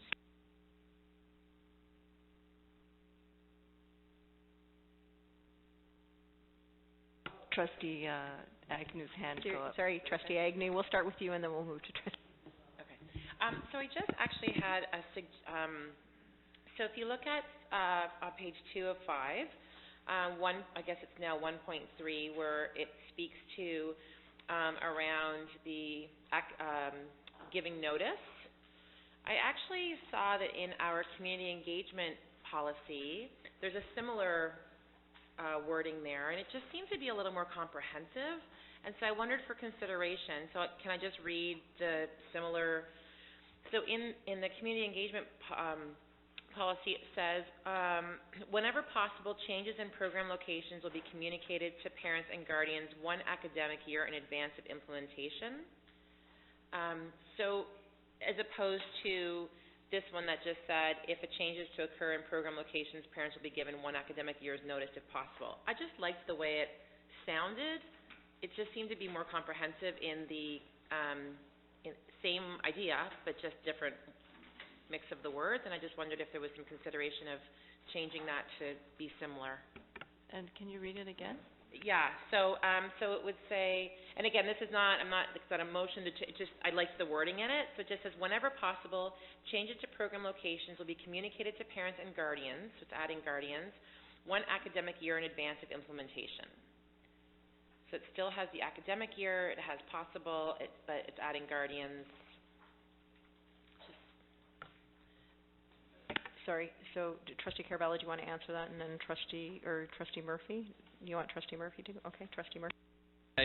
Did it say if possible? Okay. Wherever possible. Whenever possible, okay. So it still has the possible in there, Yeah.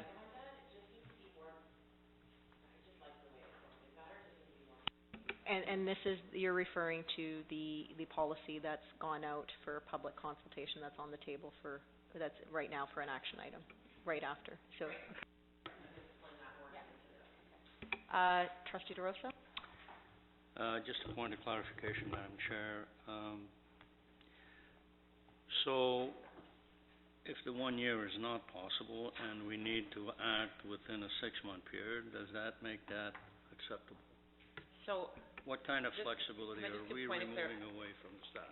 So we'll let Trustee Agnew have this, but we did have a wholesome discussion on this with the communication piece, Trustee. So just point of clarification, so I'm not at this point debating the merits of the possible versus not possible. All that I'm suggesting is, given the existing wording that is in that French policy, I liked the wording in the,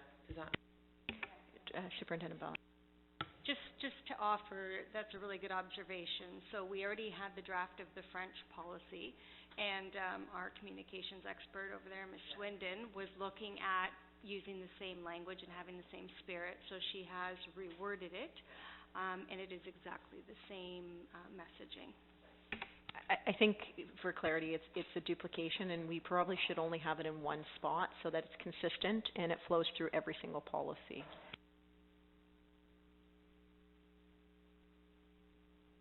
Makes sense to pick a wording and stick to that. Sorry, Ms. Swindon, you want to add something? If you don't mind, through you, Madam Chair, I wanted to add that I found the wording, when I revised it, was a little bit stronger.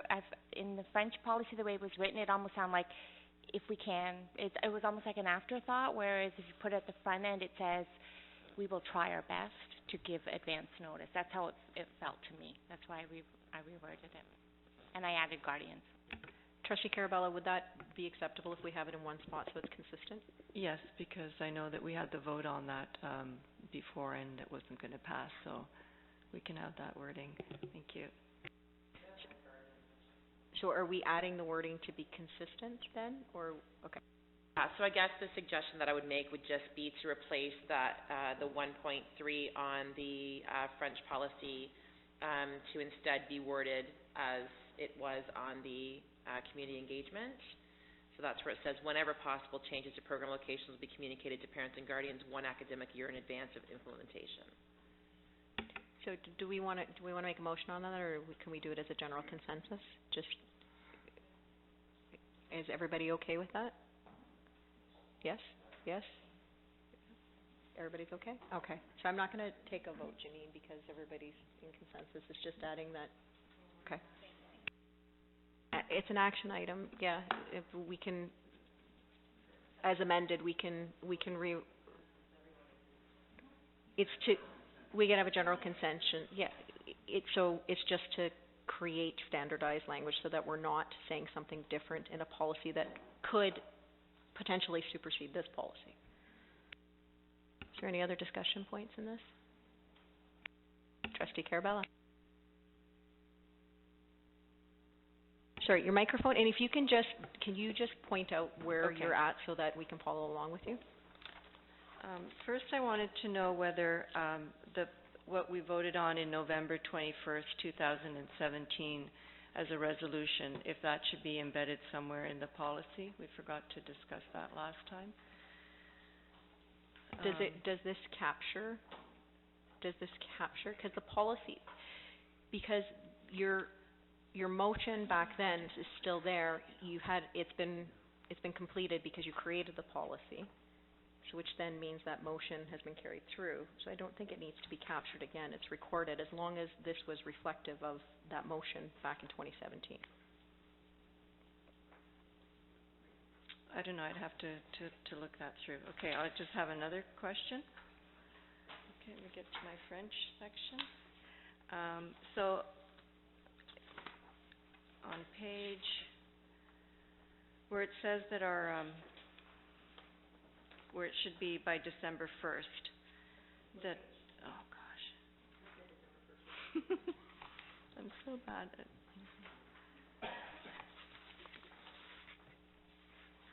where it says it'll be under registration, because it says registration should be complete by December 1st. And I put that date in because I thought it would, page 4 of 5. Do you see it, Mrs. Percassin? Sorry, so Trustee Carabella, so Here it it is, says December 1st, yeah, it's on page 4 of 6 on page 64. Yeah, page The top bulletin. 3.3, renumbered 3.3, to facilitate meeting staffing needs. And it continues that all students must be registered for early French immersion and extended French programs by December 1st. So we've never actually discussed that with the superintendents. And then this past year, it was actually at the end of December. I think that registrations were all complete after the lottery, and that, if you want to speak to that date, if that helps. Yep. Through you, Madam Chair, the registrations this year took place in November and were confirmed by the end of November with our families. Yeah. We actually had our meeting, I believe, I don't have the exact date, but it was the last Friday in November. It was a PD day, actually, when our secretaries came in that day to finalize the lists. Okay, and do you want that specific in here? Or, again, like I'm just saying, like, what if 1 year things change and then we have this specific date, that maybe it should just say, I don't know, Trustee Carabella, if you take a look at the next sentence, it says that they have, I'm sorry, I don't mean to interrupt, but just it says that they have the curriculum services has the discretion to extend the registration period. Through you, Madam Chair, I think that reference is to where there are still where there's availability, where we haven't filled the classes, so that does continue all the way until the classes are full and can go beyond that period of time. At this current time, we're comfortable with December 1st, but certainly could defer to the Board of Trustees if you want to leave it more general at this point in time.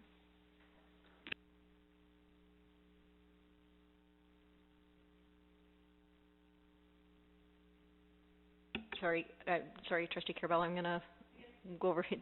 Trustee. Chair to Superintendent Percassin, operationally, December the 1st is fine?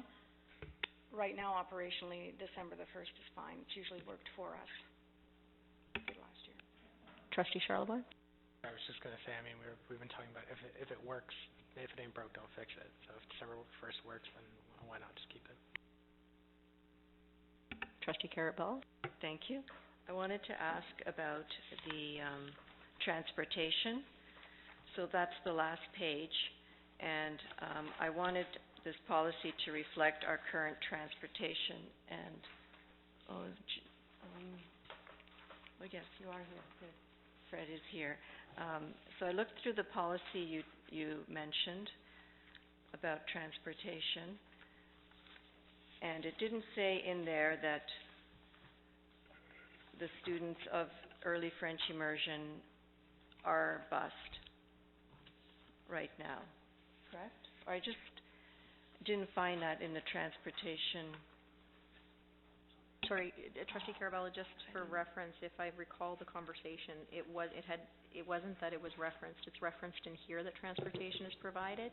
It's where? It's right under transportation. Provision of transportation for pupils attending an optional French program will be in accordance. It's just it makes reference to what the rules are. I know, and I read that in accordance to the homeschool transportation, and in there it didn't say that it was provided to the students.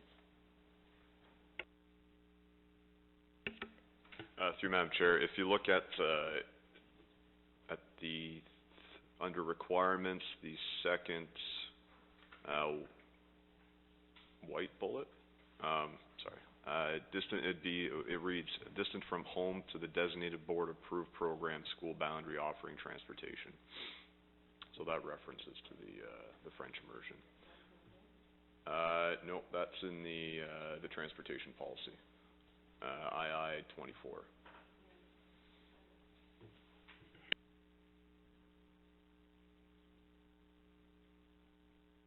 If you go under requirements, it's the second white bullet.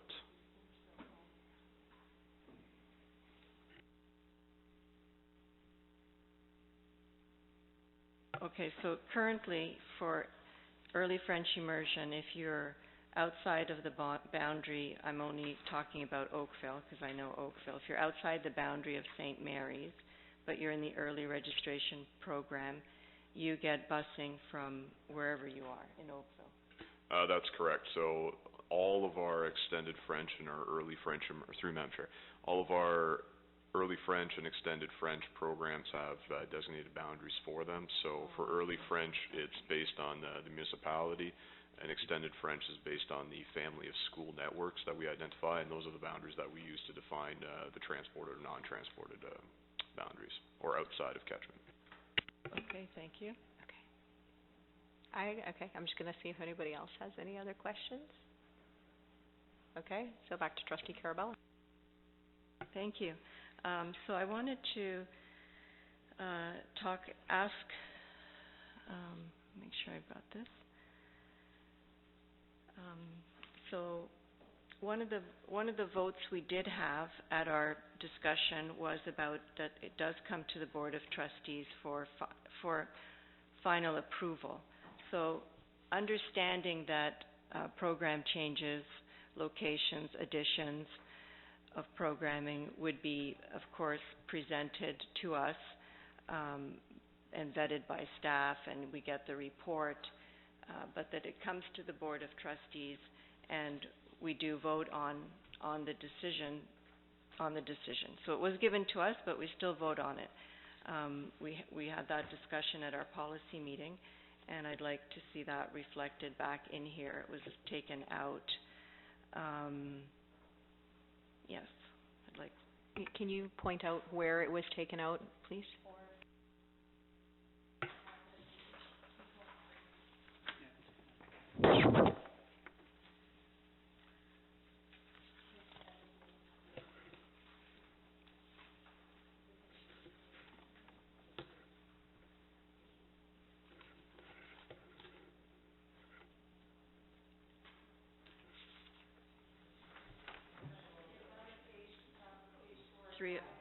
Yeah. So it says that the relocation and selection of a new site is an administrative decision made by the Director of Education as per Section 3 of this policy. And again, so I'm not trying to say that we're going to decide which school or things get changed. We receive that information and the suggestion from the staff and the director, but that then it comes to our board, so maybe received first as an information item, but then it does come to us for a vote, for a final approval vote. And, okay, so I'll speak to that. I still open that up, and that I would like to make that amendment, that is put back in, that it's made clear. Trustee Murphy, and then we'll come. Yes. So if it's coming to the Board of Trustees for a vote, then we have the decision exactly where it goes. Yet it's not in our authority to make that decision, nor do we have the background information to make that decision, because it impacts a whole series of other issues. So to sit on our perch and make a decision that could have great impact on other areas of the school and regular track students, I think is very dangerous, and it's not in our purview for a reason. Mr. Thibault. Yeah, through you, Madam Chair.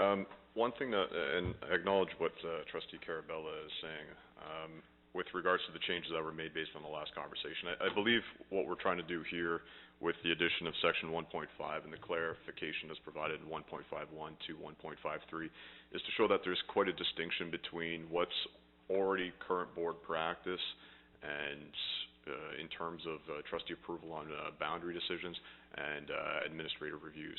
So here we've got a distinction of three separate things where 1.51 and 1.52 is really looking to the relocation of programs, just the program in itself. We're not relocating the students themselves because they haven't been put into the program yet. So these are situations where we're relocating them based on strategic areas, based on the principles and the requirements of this policy.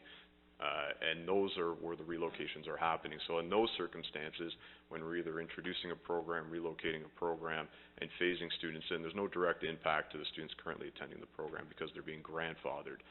So that's why we feel that it's still an administrative decision, because we're trying to strategically locate them in the best possible areas for the best possible outcomes over the long term.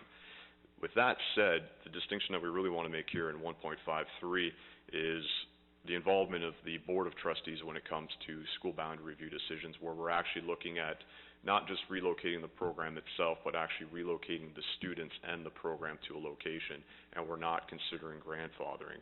In those circumstances, we want to make it very clear that it's like a regular school boundary review process, where when we're relocating students to different schools and not grandfathering them, that is something that we're going to go through a consultation process. We're going to work with the community throughout our school boundary review process. We're going to identify members of the community to work with us in defining these options, and then we'll come back to the board, and trustees do have the opportunity to participate in this process. And at the end of it all, with all that information received and all that background information, then the Board of Trustees can come back and make a decision regarding that under the school boundary review process. So that's what we're really trying to do here, is show that there's a very stark contrast and distinction between these two processes that we've historically undertaken, and we hope this clarifies why we do what we do. Thank you. If I'm not mistaken, our conversation from last time was not that we wanted to make decisions on where programs should be. It was if there was any changes, it was really the communication piece, and I think that it's come back kind of full circle.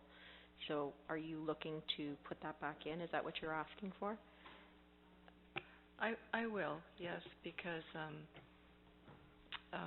also on the role of the Board of Trustees, it says that we deliver effective and appropriate education programs to its pupils. I think that it should still come to us. But it's not, so just to clarify though, we're not talking about canceling it. It's talking about moving its location and not impacting current students. It's just about relocating the same curriculum. This isn't specific to canceling anything. This is just location strictly. So are you suggesting, because I think there's probably, based on our last conversation in regards to this, I know there's a lot of difference at this table, so I think that we should decide whether or not we all agree on adding that back in. That's right. So why don't we decide? I'll make a motion, and then that's finished the discussion, and it goes with either yay or nay to the board. So I would move that decisions with the optional French programs for relocating, phasing in, phasing out, they should come to the Board of Trustees for approval. Do you have a second to that motion? Trustee Tomas, any discussion on it? Trustee Charlevoix and then Trustee Murphy. I think at the last policy meeting, we spent an ample amount of time talking about this, and Director Daly did point out this is an operational decision, and same with Fred. The idea was, grandfathering, and I know that this came under review more so because we ill-communicated this change earlier this year, and that was what sparked the whole thing. But, as same as what Trustee Murphy said, we shouldn't be getting involved in things we don't have enough information to make decisions on. All of our senior staff work, very hard and tirelessly to make a big decision like this. And if, the director does give his approval, I think we should stand by what he does. Thank you. Trustee Murphy? I use the term scope creep. So in my business, you have a very clear defined scope, and then people try to download a little bit and a little bit and a little bit, and then all of a sudden, what you're doing is material different. So your job starts as one thing, and then you end up doing something else. So that's the Pandora's box we're opening. Trustees now can decide whether we're going to have cream corn or snow peas. Like, where does it stop? So we have a very clear, defined role for a reason, right? We're the stewards, we're the governors. I don't want to decide if you want snow peas or cream corn. That's not what we're here for. That's not our function. So it's in the purview of the Director of Education for a reason. So it really concerns me that we're on the cream corn train. Thank you, Trustee Murphy. And I think we need to clarify again, the motion that Trustee Carabella has is not talking about discontinuing anything. It's simply about moving and relocate. No, she's saying that if we relocate the optional, she wants it to come here for relocations. Is that okay through you, Madam Chair? Can I just clarify with you, Trustee Carabella? So you had said phasing in or phasing out as well as relocation. Can you just read that again? It's point 1.51. Right. I just wanted to hear what... I think I took it straight from the paragraph here. Programs, are being, when optional French programs are being relocated, phased in, phased out, split into multiple locations, or expanded into new locations. The trustees, it will be brought to the Board of Trustees for approval.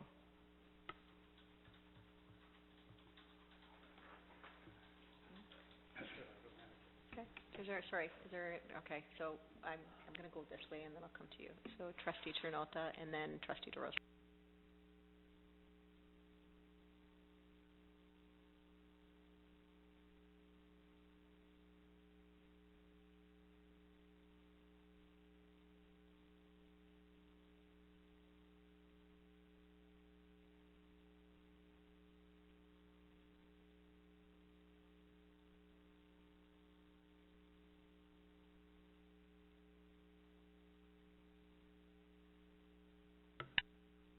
Thank you. Trustee DeRosa.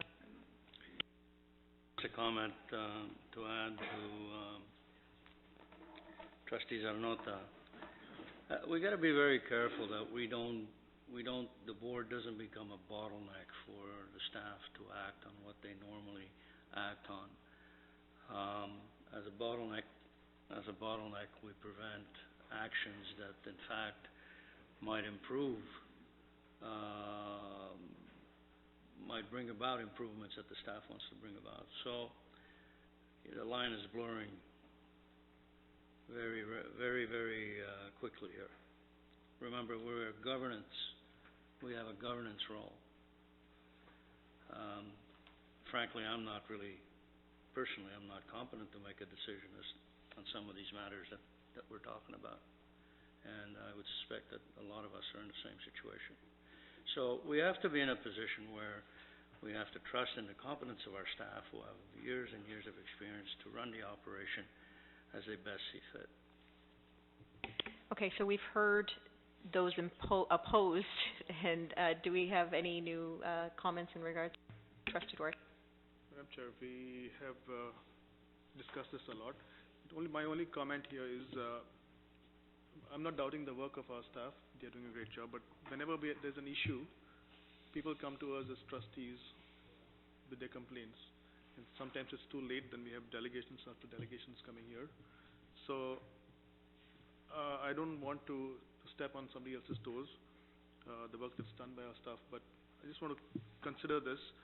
If we are going to be approving trips, if we're going to be approving everything, what's the difference in having this come to us for approval? I'm not discarding the very fact that work is done, but people complain and it comes to us, so we have to deal with it. So that's my comment. Okay, Trustee Murphy, and then I also have a question of clarification I'd like to, because I'm now... There's a price to be nice. A wise man once told me that. So Are we going to handle complaints? Absolutely. Do we give in to every complaint we have? That's not governance.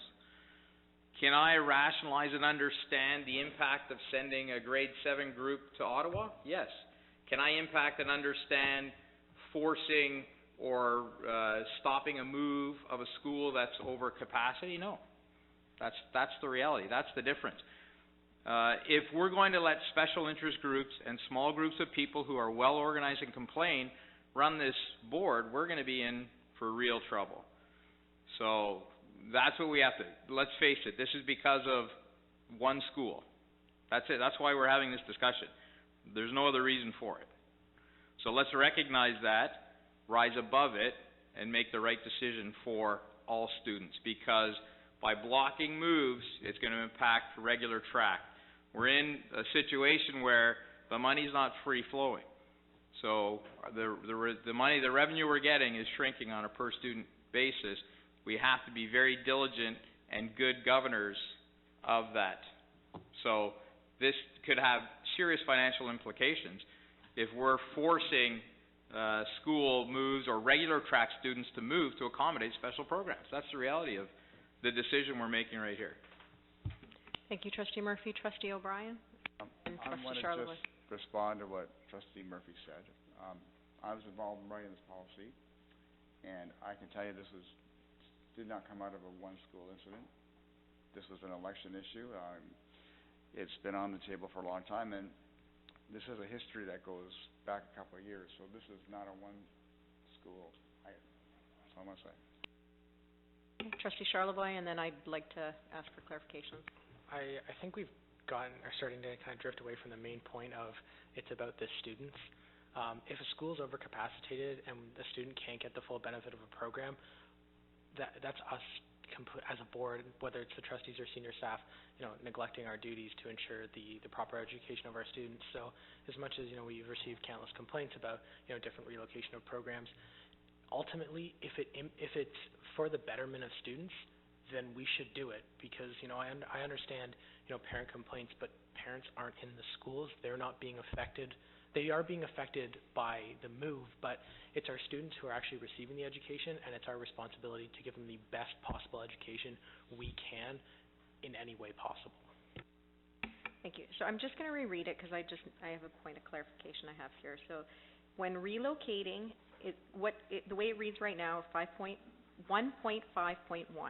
when relocating and phasing in an existing optional French program into another location, the existing students can complete their studies at their current location until graduation. The relocation and selection of a new site is an administrative decision made by the Director of Education as per Section 3 of this policy.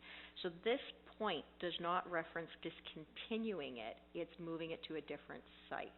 That's the phase-in part of it.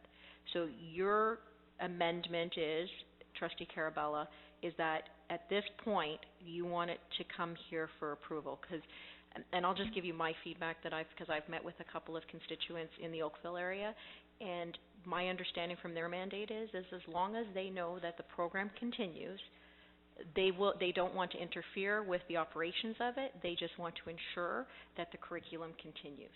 So the location, they are fine with in that. Obviously, if it makes sense, it makes sense. Their main concern was that it continues. So I just want to understand your change again.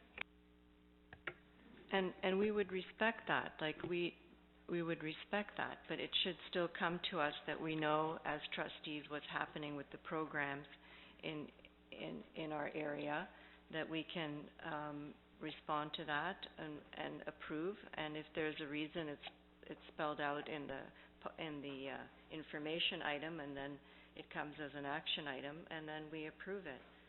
Does the communication piece actually speak to that? Because that is where our communication piece in creating that, this is where it kind of stems from, was that they were changing site location, and that's why we put it in. I thought that was notification of an academic year, which also gives us notification. Well, the earlier issue was the early French immersion, and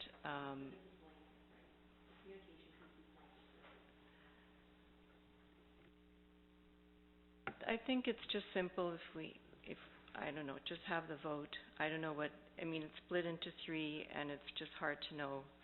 It's just that I'm sure the staff will put it in if the vote goes, they'll find a way to phrase it in. I'm not sure what you're asking.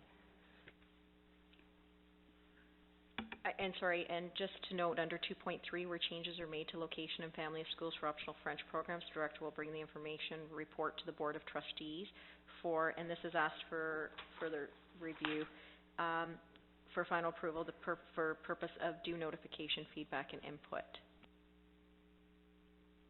Trustee Antomasi? Through you, Madam Chair, I just want to make an observation, and the observation is that you need to discontinue something in order to move it. So if you're discontinuing it in one location, then you're moving it elsewhere. So what Trustee Carabella is saying is valid. Is there any other, Trustee Murphy? We're grandfathering it from one location to the next. There's no new students that are entering that school and then being relocated.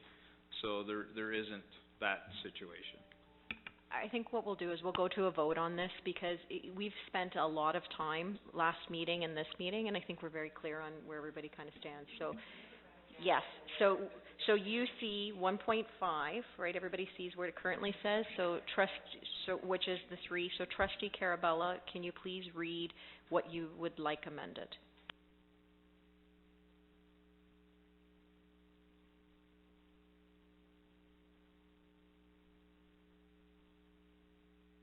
When relocating and phasing in an existing optional French program into another location, no. Janine, did you have what I said? You read 1.5, when optional French programs are being relocated, phased in, phased out, split in multiple locations, and or expanded into new locations. The board of, shall be brought to the Board of Trustees for approval. So is the suggestion to get rid of the sub parts of that then? Yes. Okay, so does everybody understand? That would be in contradiction. Her motion is to remove the following shall apply, and it shall read to be brought to the board for approval, and 1.5.1, 1.5.2, and 1.5.3 will be deleted. So we'll go to a recorded vote. Trustee Charlevoix? They'll all be deleted. They would be deleted. It would just be 1.5. It will, and instead of the following shall apply, it will say it will be brought to the Board of Trustees for approval. Will that affect item 2.3 as well, about the information item coming to the board?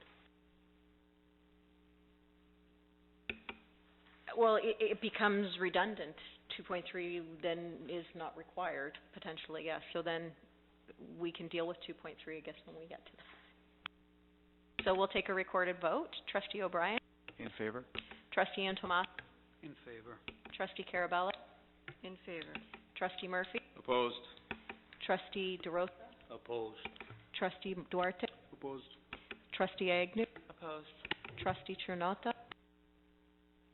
Trustee Charlevoix? So that's 5 opposed, 3 in favor, so the language will stay as is, okay? Any other questions? Trustee Carabella? Thank you for your patience. I wanted to see if on page 3 of 5, just a bit further there, it would say further, the Director of Education. I mean, now that we know that it's his discretion and responsibility, it could just say the Director of Education shall notify the Board of Trustees, and then the rest, relocating, identifying new programs. Trustee Carabella, can you take a look at 2.3? I think that's what it actually says. Oh, good. Thank you. Does that satisfy that? Yes, it does. Okay. And I wondered for the staff, for the registration, point 3.2, will take place annually at a fixed time within the academic year. Parents, so Sorry, this is point 3.2, and I'm taking out at the discretion of the Superintendent of Curriculum and Services with the senior admin team to just say, just to make it, will take place annually at a fixed time within the academic year, period. Parents are to be notified of registration dates by the beginning of the academic year or earlier. And then I wanted to add, and followed up with a reminder, 30 days or 2 weeks prior. Just. Are you able to read that in its entirety? You want me to read? Yes. I think that'll be easier for us to. So it's registrations, and it's 3.2. Will take place annually at a fixed time within the academic year. Parents are to be notified of registration dates at the beginning of the academic year or earlier, and followed up with a reminder, 30 days or 2 weeks prior. So. Okay. Can we just have a consensus on this? Because Yeah. So is everybody in favor of that change? Madam Chair, should this not be a procedural thing? So we are talking about policy, like the fixed time and reminders. That should be part of a procedure, I think so, not really a policy. So let's maybe do a recorded vote, though, if in favor or not in favor. Then. Sorry, Trustee Antomasi, did you want the floor? Just say it's a notice. You're giving out a notice. You're giving a fixed date, a notice of time to act. So we're going to go to a recorded vote on this for the changes. So Trustee Charlevoix? Sorry, you have further clarification? So it's a complete change to this sentence. It removes, at the discretion of the Superintendent of Curriculum Services in consultation with Senior Administrative Team. Parents are to be notified of registration dates by the beginning of the academic year or earlier, and a follow-up email will be sent out at a fixed time. Trustees are not. Yeah.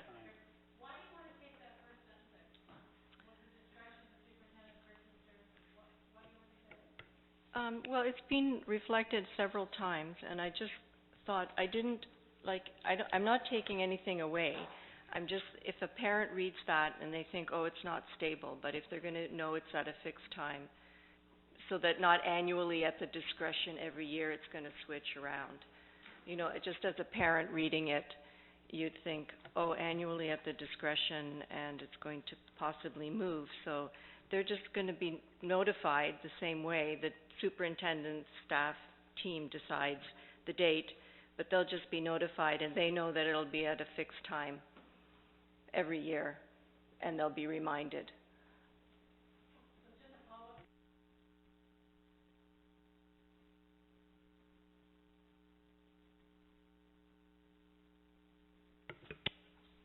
Through you, Madam Chair, insofar as our procedures have always been that this resides with the Superintendent of Curriculum, it is in consultation with Senior Administration.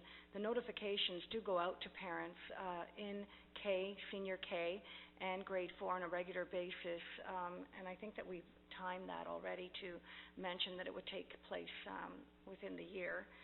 As far as I'm concerned, whether it reads Superintendent of Curriculum or Senior Administration is moot. It's just in the procedures and always has been. Okay, so again, it's to change this sentence to note that it's a fixed date, a fixed time, and a fixed date, which removes the discretionary part. That's what she has on the table. So So can I just ask a question to you, Madam Chair?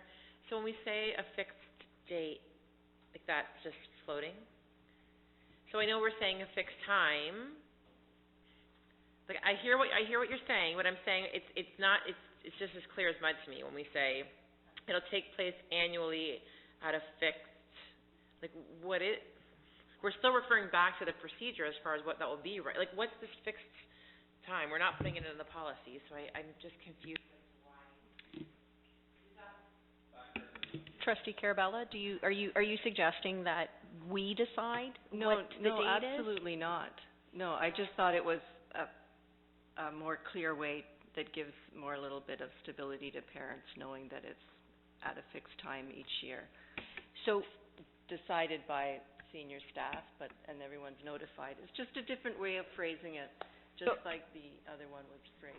So I think, though, again, if we go back, if we've already established the we're trying to get to that, right, which is our community engagement and communication piece, which sets a calendar year. We've already established parameters, so parents will know that they're going to be given ample enough notice.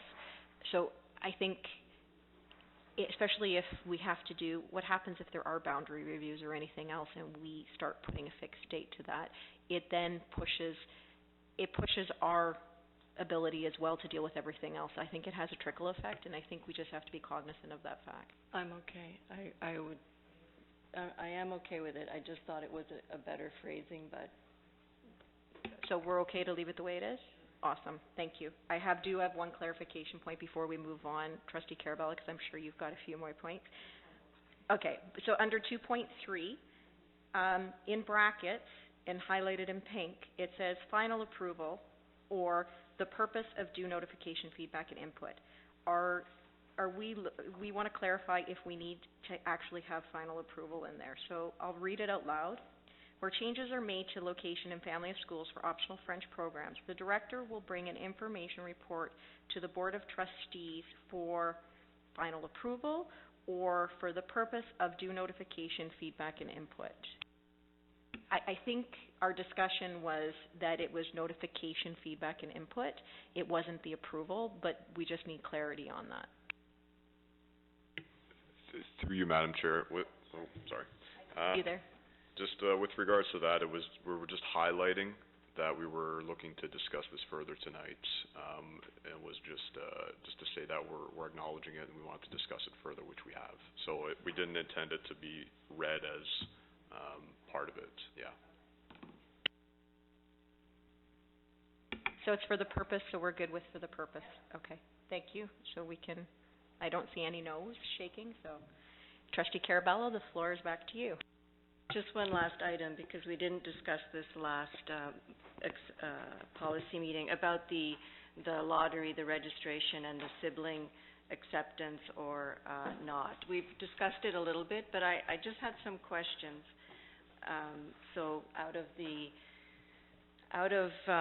just to sort of understand, like, how many siblings, Superintendent Percassin, would you say there would be out of, proportionately? Like, sometimes you think if we allow sibling acceptance, it means that, out of 46 spots, like, half will be gone. But do you know what the ratio is of how many spots would be siblings or not?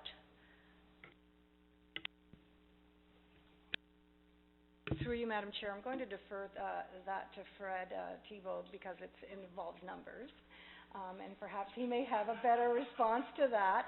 Our conversations around sibling approval had a lot to do with the number of siblings in a family, and there are a lot of good Catholic families out there these days that do have anywhere from 4 to 8 children. So potentially you could be looking at sibling approval being granted to a family of 6 or 8, but I'll defer to Fred. I am the numbers guy. With regards to the number of siblings, it's very hard to tell. It's certainly something that can fluctuate over time. I think what's most telling a lot of these situations is if you look at a lot of the cross-boundary applications that we receive regards to that for these certain schools. So there are quite a number of them, and there are limited spaces because we are capped. So I would say that it's very hard to give a definitive number or average, but we do know that it is sizable and that, board-wide we may be seeing a number of seats made unavailable to other students that may be just entering or the eldest sibling or things like that. So, that's why one of the reasons why we don't see that as being something that is a low impact addition. I think that's what you're getting at. It would provide some significant impacts and potentially some equality issues in terms of access or opportunity for access, in my opinion. Thank you. Trustee DeRosa.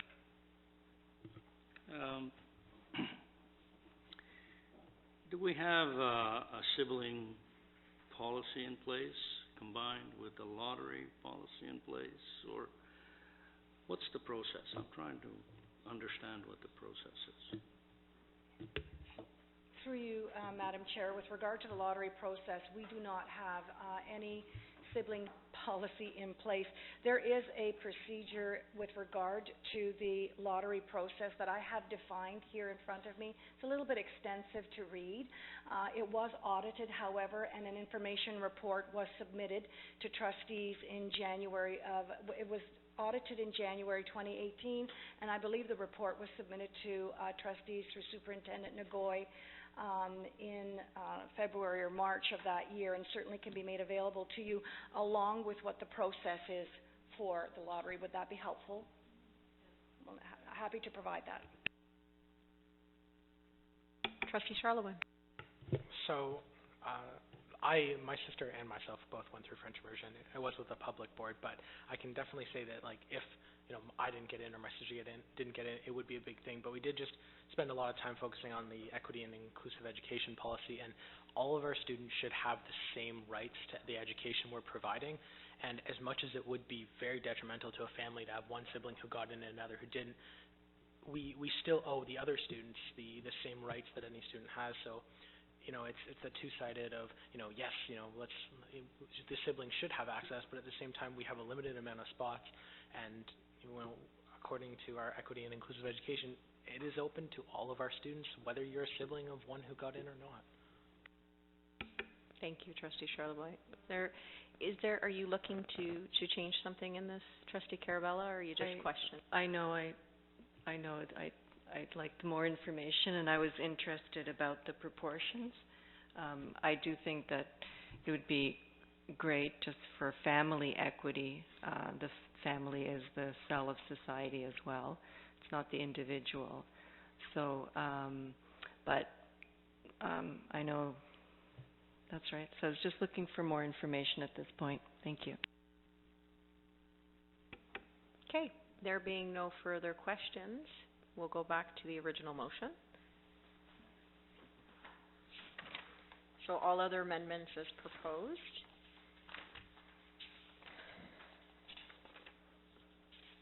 Sorry, I'll go back to the original motion if I can find it.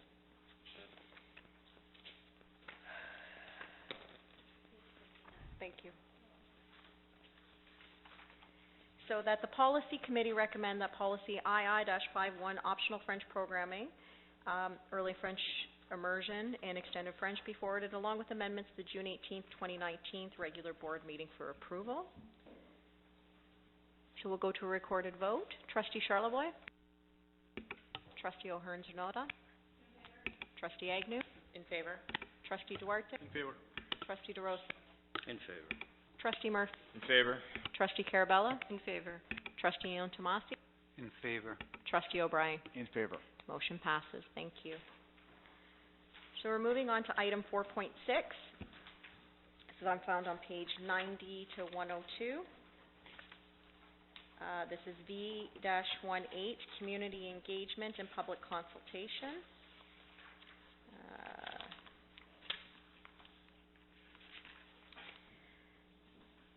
So can I have a mover that the policy committee forward policy V-18, community engagement and public consultation to the June 18th, 2019 regular board meeting for approval at second and third reading?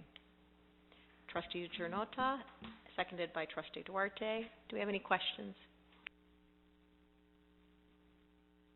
I'm going to jump on that. Trustee O'Brien, are you in favor? In favor. Trustee Antomasi? Yes, in favor. Trustee Carabell? In favor. Trustee Murphy? In favor. Trustee DeRosa? In favor. Trustee Duarte? In favor. Trustee Agnew? In favor. Trustee Janota? Trustee Charlebois? Motion carries. So we're moving to item 5.1. This is a discussion item. So this is Secretary Daly on procedural bylaws.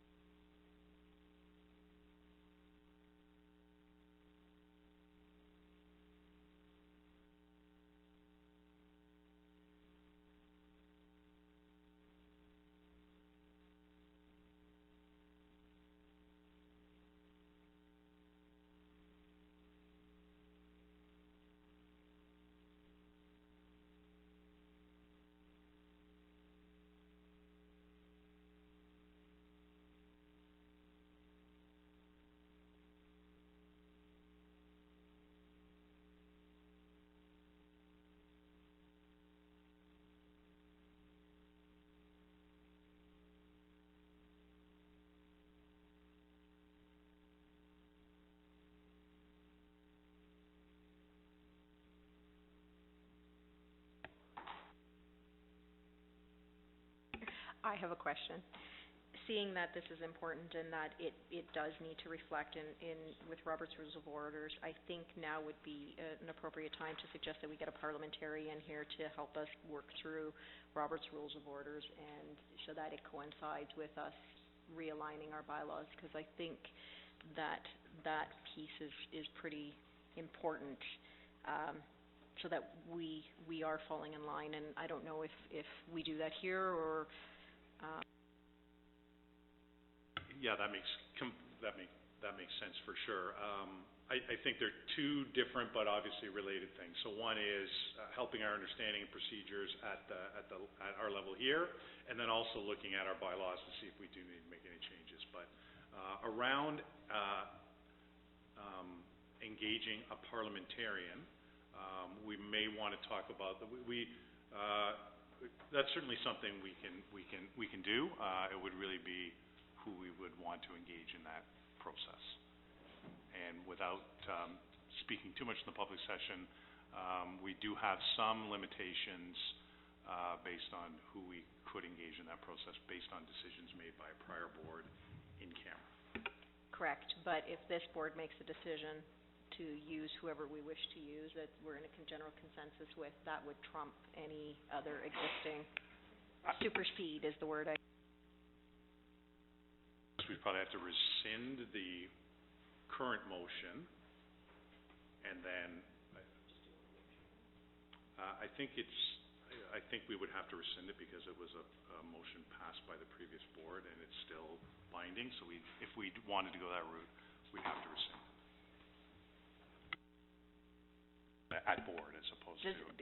So because it's germane to the conversation, can somebody pass a motion that we actually do that at this point? I think it would be done at the board table as opposed to at the policy table. Thank you. Any other questions? I do have a comment through you, Madam Chair. So, I don't know about everybody else, but I'm somewhat conversant with Robert Rules, and yet I don't think that we have enough background to even try to tackle looking at our bylaws. I think as a first step, we really need to have maybe 2 or 3 or 4 sessions to just get an understanding of the terminology and the way the Robert Rules and parliamentary procedures work. They're one and the same, and I hear everybody talk about Robert Rules or parliamentary procedure or our bylaws. If we look at legislation and we look at whether it's federal, provincial, or municipal, and the way we operate here, it's the same rules that apply. It's just how we want to work them into the Education Act. Even the Education Act is basically Robert Rule based. So I don't know. I don't feel qualified to do anything with bylaws until we spend more time and get conversant with Robert's Rules and parliamentary procedures. Thank you, Trustee Intomasi. We've got Trustee DeRosa and Trustee O'Brien, but just of note, I think Secretary Daly just said that it's not till next year, so we have a year to work through this. So, okay, Trustee DeRosa. This is a timely conversation. I certainly would support the review and the realignment of our bylaws to our policies. But the first point of order would be to deal with that motion that was passed by the prior board with respect to one particular parliamentarian. And that's on the believe that's scheduled for the next agenda. So that will make available everybody for us to consult with that is familiar with the board and the situation in the past. So first order of business is that particular motion that was passed by a previous board. Thank you, Trustee DeRosa. Trustee O'Brien? Just a comment. It would be my hope that whoever we choose, that they would be with us for a period of time. Thank you, Trustee O'Brien, Secretary Daly, but I think we need to pass the motion at the board meeting next week. Can you just explain what you mean by that, Trustee O'Brien? So it would be my hope that the parliamentarian would be with us for maybe 5 or 6 sessions. I'm just throwing that number out just to let it be kind of an impact that would be practical and over a long run, because a lot of things come up, and I feel ourselves saying, I wish the parliamentarian was still here. It's just my expression of a need that I see for this board. Thank you, Trustee O'Brien. Thank you, Secretary Daly. We'll move on to item 6.2, Procedure VI-83, Video Surveillance. Mr. Thibault, and who is, I think Sandra is here, and Superintendent Merrick. Superintendent Ballo is going to speak. Just to set the context through you, Madam Chair, we've provided a draft version. It's not been approved yet by our senior team. We were waiting for the policy, the video surveillance policy, to actually pass, and so we will bring the procedure back in the fall, but we have provided a draft for you so you can see the work that we've already done. And Sandra is here, as well as Fred, if you have any specific questions around the draft. So just for point of clarification, so will this come back as an information item? Yes. Okay. Okay. An information item.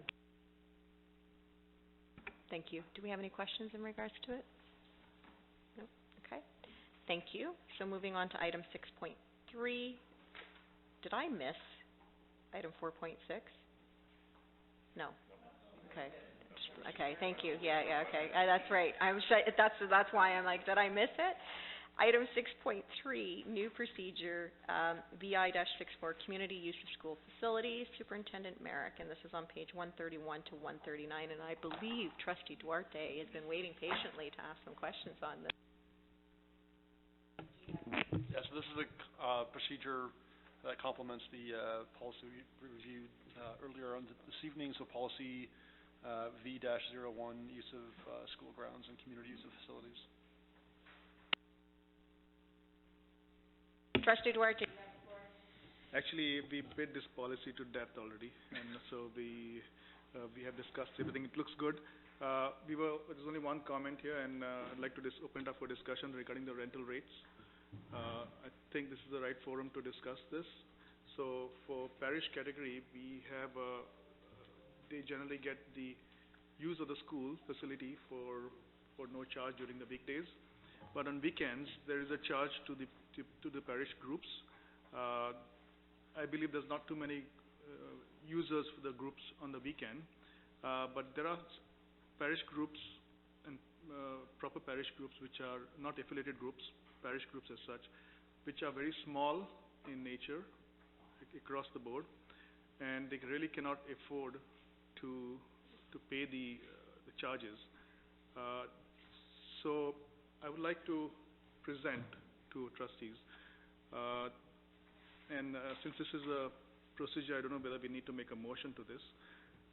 So parish groups renting facilities under the parish category be eligible to obtain a 50% discount from the regular weekend rate to obtain by obtaining a recommendation letter from the parish office, a local trustee, and or the superintendent or the director of education. So based on these approvals, so what we are trying to do here is not just give it to everybody for a discount, but those genuine groups which really cannot afford getting the approval from the parish office, a local trustee, approval from the superintendent of education or a superintendent of facilities or the director of education, will filter out those genuine groups and allow them to use the facilities at a reduced rate. That is our mandate of being a Catholic school board, and I'm sure this is not going to be a big burden as far as the finances are concerned. So I'd like to place this on the table and ask for a discussion. Superintendent Merrick, can you provide us with some numbers on the use of the schools by parish groups only on the weekends? How many people use the groups? How many permits are issued? And what are the budgetary numbers for that?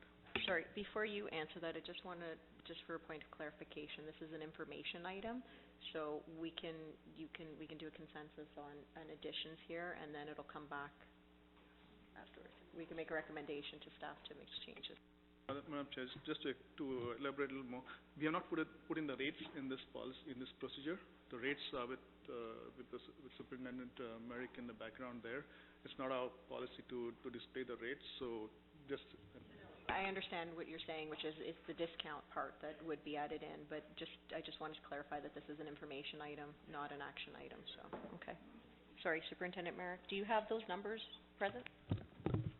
So, through the chair, for community use, this is the 2018-2019 school, so this current school year, and then projected till the end of August with all our current bookings.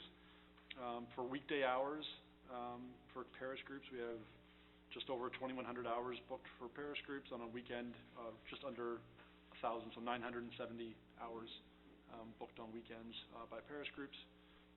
Parish groups paid $0 for rental fee because they don't pay for any rental fee. The weekend custodial charges on those roughly 1,000 hours came out to roughly $28,000, $28,600. And just for comparison, if they had been booked as a not-for-profit group, the total bill, so with the custodial charges and with the fees during the weekdays, it would have been $448,000. So we're offering a substantial discount to those groups already. But I mean, if trustees want to go further with that and offer discounts further on the custodial rates, that's I guess that's in your purview. So, Trustee Intomasi, and then I'll come back. Through you, Madam Chair, what kind of a burden would that put on us if we did reduce, let's say, so what did you say, $28,000? I guess if we reduce the rate 50%, we're not talking about $14,000. Is that money going towards recovering some of our costs, or do we have built-in costs that really that doesn't touch it, doesn't do anything for it? Through the chair. So right now, any revenues we generate from community use is built into our budget. So I mean, Aaron will walk you through the budget next week, but those revenues are built in there right now. Typically in the past, we've used a lot of those funds to put towards our capital reserve. As you've seen from the budget last week and going forward next week as well, this year with the strain we're under, we're not planning any contribution to the capital reserve. So any reduction in revenues here will add to our deficit position. So yeah, you're right. The current bill based on this year's would be half of $28,000, which would be $14,000. I guess my concern would be that if we're reducing the rate, right now we're basically charging what it costs us to put the custodians in those schools right now. So if more boards or more groups want to join on, we're recovering all those fees and basically paying off the custodians with the fees we're collecting. If we reduce the rates, we may get more groups that want to come in then as well, and then we're on the hook for subsidizing those groups as well. So that's my one concern with this. So, on the paper right now, it may be $14,000, but if more groups want to jump on top of that, they could go up from there. Thank you, Trustee DeRosa, and then back to you. Thank you, Madam Chair. Through you, Superintendent Merrick, you've touched upon some of the questions that were going in my mind. So very simply, what is the total line for rental services that we do? Complete total line. Are we talking $500,000, or are we talking? Sorry, you're talking total revenues across total all of our revenues, groups? Yes. It'd be around $2 million to about $2.2 million, around there. Right. And I agree with your point that it's not so much the $14,000. It's the door that the $14,000 opens to other asks. So are we putting at risk, unnecessary risk, the $2 million? That's my point. Thank you, Trustee DeRosa. Trustee Duarte. Madam Chair, we have put a mechanism in place to control that. So we have a letter from the parish, the trustee's letter, and approval from the Director of Education and Superintendent of Facilities to control this in case it goes out of hand. I'm pretty sure that this is not going to be killing us as far as the budget is concerned. but what it provides is an encouragement to our youth.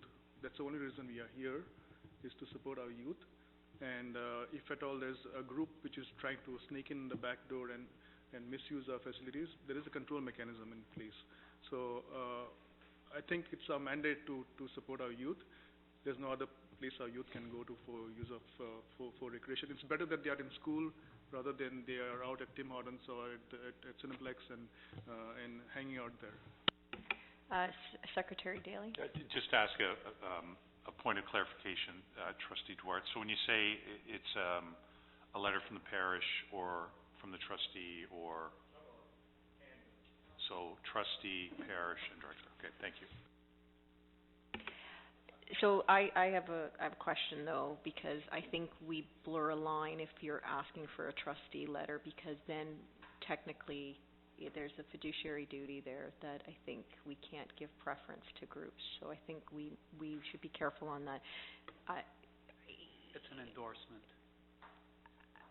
Okay. Simple endorsement. It's an endorsement, it's giving, so... Recognizing that it's a non-for-profit Well, no, it's group. not not-for-profit, it's specific to parish groups. So it's, okay, so... So if it goes to the parish first, to the trustee, and then to the director or superintendent, it establishes that perhaps it's a group that's in need. It's a way of sifting through any group coming forward asking for that 50% discount. Have we had issue, like are there groups that have come forward and said they can't afford it and that's why they're not coming here? Can you be specific though in giving us an idea? Madam Chair, I forwarded 4 letters to you, Director Daly, from groups who have asked for, they have not been using the facilities too much, but yes. Again, this discount is not open to everybody in the parish. There are some groups like the Knights of Columbus who could probably afford to pay the full fees, but if in case somebody cannot afford, then this option is available to them. Does not mean everybody will use this feature. It's open to genuine groups to use it. Do we want to do a general consensus on whether or not we have the staff add this? Oh, sorry, go ahead. It's Superintendent Merrick. I just wanted to clarify as well what, we're asking for 3 letters, I guess. And with my name being on one of those, or my position being on one of those spots, what am I looking for from this group? Like, am I asking them to review their books? And like, I'm just curious as to what I'm supposed to evaluate them on to, as the gatekeeper for it. Okay, so I'll just throw some ideas here, Superintendent Merrick. First of all, they're going to be looking at how much they're going to use the facility. What impact it has got to the budget. Are they going to be using every Saturday and Sunday? Then it's going to be a big chunk of money. Then that opens the door for discussion. So we all sit, talk, collaborate, and see. Or if there's a group that comes in, okay, I want it only for the summer for 4 months. The impact may be minimum for 2 hours a day or 3 hours a day. The impact could be minimum. I think this opens the door for a conversation, and over a period of time, we can iron out things. But I'm really feeling there are some groups which really need support, and they have no avenues to go to. They are looking for donations from various groups, and Trustee Murphy knows he's supporting some of the groups in Milton. But yes, we need to think about this. So, I'm sorry, just one thing. I do have to leave, so would you like to continue with this discussion, or do we want to have a consensus on whether or not we recommend? Let's do a consent. Are you okay, Peter? Do you have any, Trustee DeRosa, do you have anything to add different than what we've already discussed? Or can we do a consensus on it? Okay. So Trustee Duarte is recommending that we add this line in to amend this procedure to add in that a 50% I've got to just step in for a second. This is as procedural as you can get, and with all due respect, it's not the role of the trustees to change the procedure. Well, certainly, I appreciate the suggestion that Trustee Duarte has made, and it's something we'll certainly consider. I think it was for conversation, but this is really about as procedural as you can get. Okay. So it's a recommendation from Trustee Duarte, so his staff will consider it. So, is there a consensus? Okay, so does everybody agree with Trustee Duarte's position? Everybody agrees?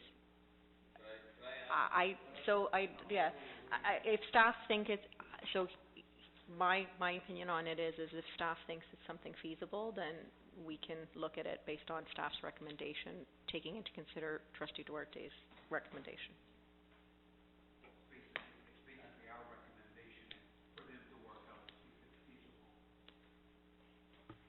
Excuse me. Sorry, Trustee DeRosa.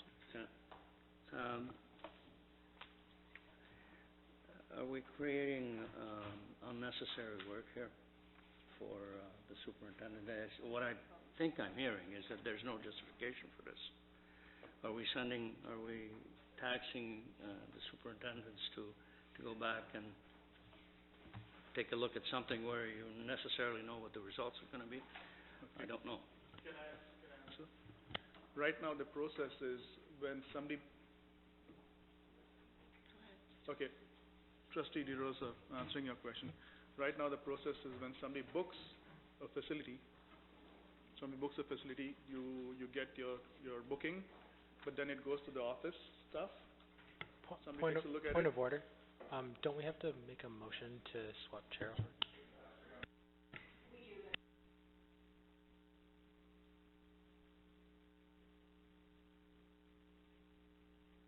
We also have to deal with the fact that it's 9:59 and to extend the meeting. So we have two issues. So can we have a motion to excuse me early? Trustee DeRosa, seconded by Trustee Agnew. All in favor? Thank you, much appreciated. Or can we have a motion to pass it to Trustee Murphy for the remainder of the, by general consensus? Okay. And then now, thank you. Thank you. I'll see you next Tuesday.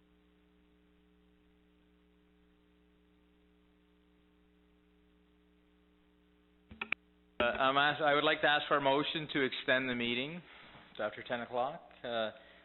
Trustee DeRosa, seconded by, I drew a blank.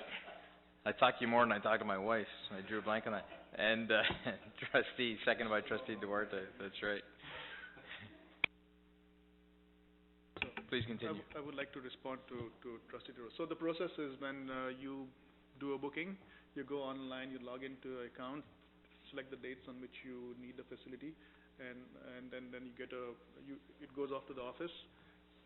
Somebody in the office will get your request.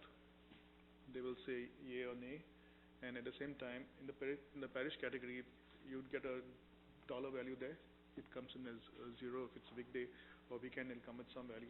Anyway, it goes to the parish to the office person, and they would look at the document and say how the payment is to be done anyway. So I don't think there's any extra work to be done there other than follow the current process. Okay, so we have Trustee DeRosa, then Trustee Charlebois. Trustee Duarte, my question was not necessarily a procedural one. It was in relation or in reference to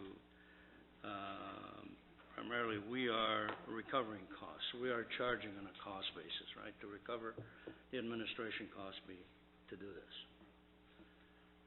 So if we reduce the price, we're still carrying the administrative burden to do that. So there's a double cost of this. There's an opportunity cost and there's a real cost of reducing the revenues. So, again, to the point, if there's a $2 million a year revenue source, which is not insignificant, if we open the door to this, what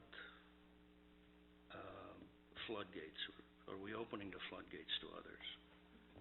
And then who's going to make the decision, yes or no? What bureaucracy do we have to put in place to make that decision? Questions that we don't have answers to. Trustee Duarte. Trustee Charlebois has the floor, then Superintendent Merrick, and then we look forward to your response. Like Fred, I love my numbers. So I ran just a, basic calculation. So if they were, currently they're paying roughly about $28 an hour for this space versus the $408, give or take, that they'd be paying if they weren't a parish group. I can't think of any place anywhere that you can get for $28 an hour. As much as I, totally support that we should support our parish groups and our youth, I mean, like, we're talking, this is incremental amounts here. $28 an hour. If a parish group can't pay that, I'd be a little bit more concerned of where is the money that this parish group has. Where's that going? Because $28 an hour, any of us could easily, pay for that for the entire summer just to sit in, one of our nice gymnasiums and play some basketball. I know for $20 an hour I would. So. Trustee Duarte, we have Superintendent Merrick, and then you have the floor. Through the chair, so I mean, we can definitely take it into consideration. My concerns would be twofold, though. The first is around the cost. Like Trustee DeRosa mentioned that, we can try and estimate it right now, but we don't really know the true cost. So essentially, I'll be asking, Superintendent Loss for kind of a blank check on how much the cost will end up being. The second is around, granting these exceptions to these groups.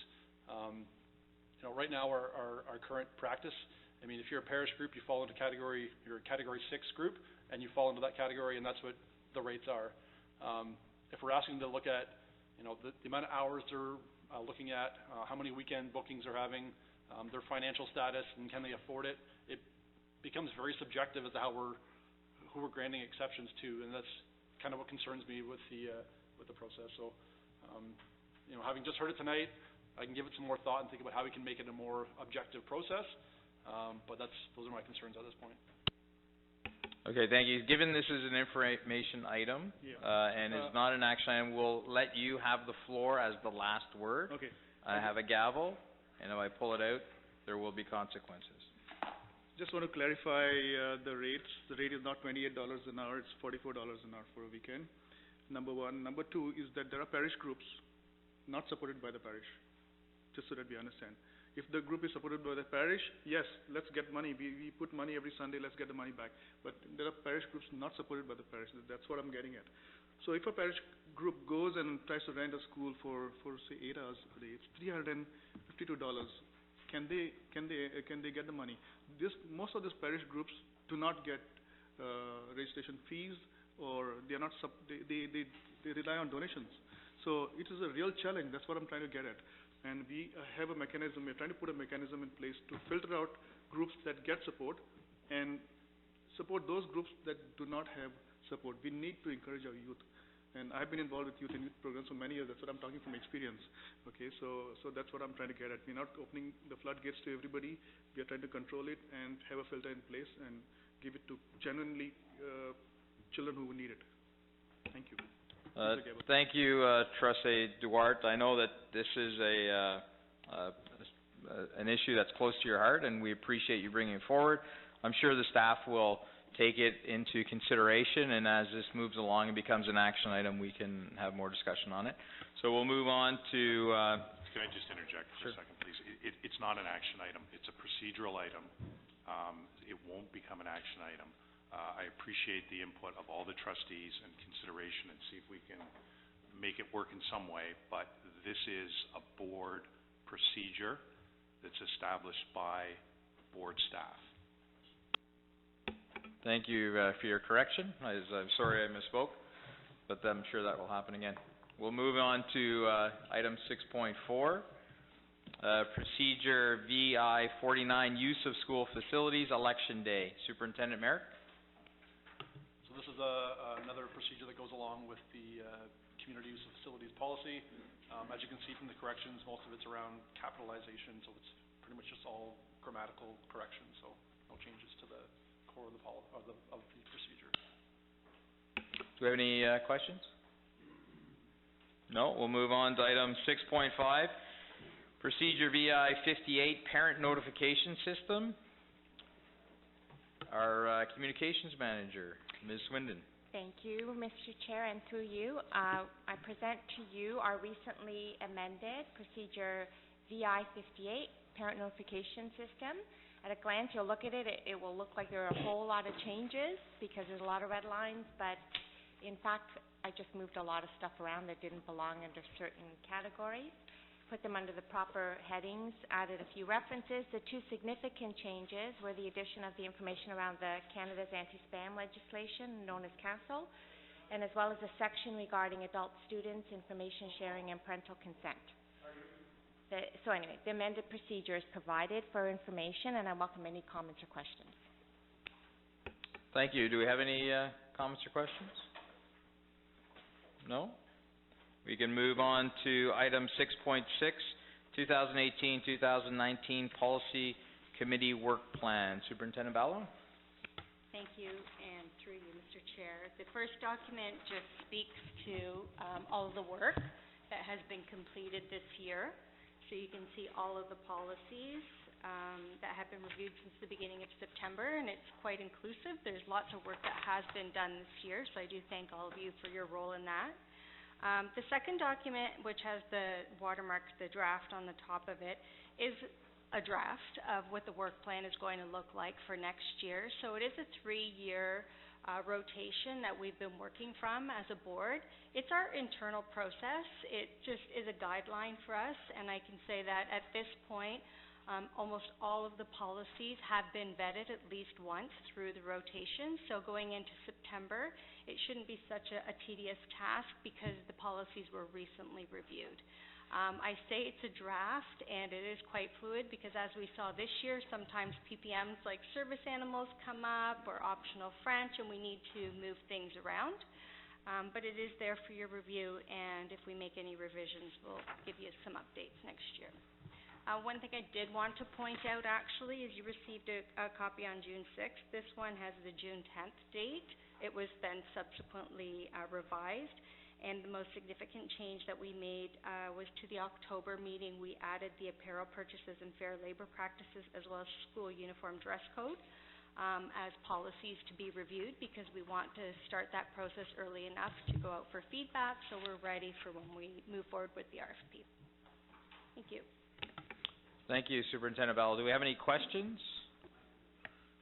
Go ahead, Trustee Intomasi. Oh, you can say that. Thank you, Mr. Chair. To Superintendent Bell, may I make a suggestion? Your February 2020 projected, you're looking at policy I-10, banking, investment, and borrowing.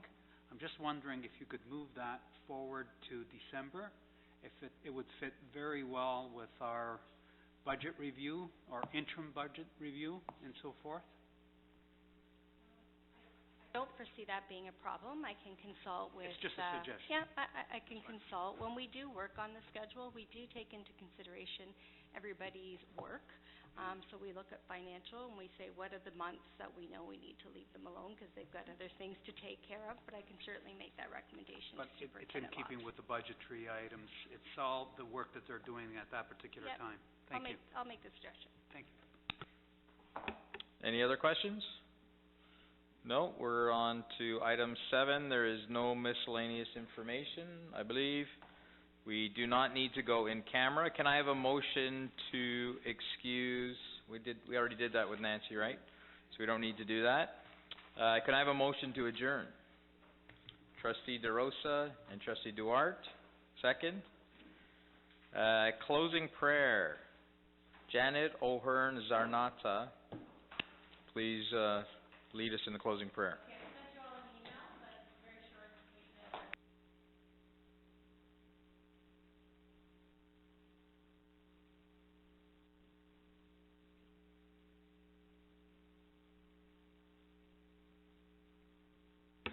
Thank you very much. Meeting is adjourned.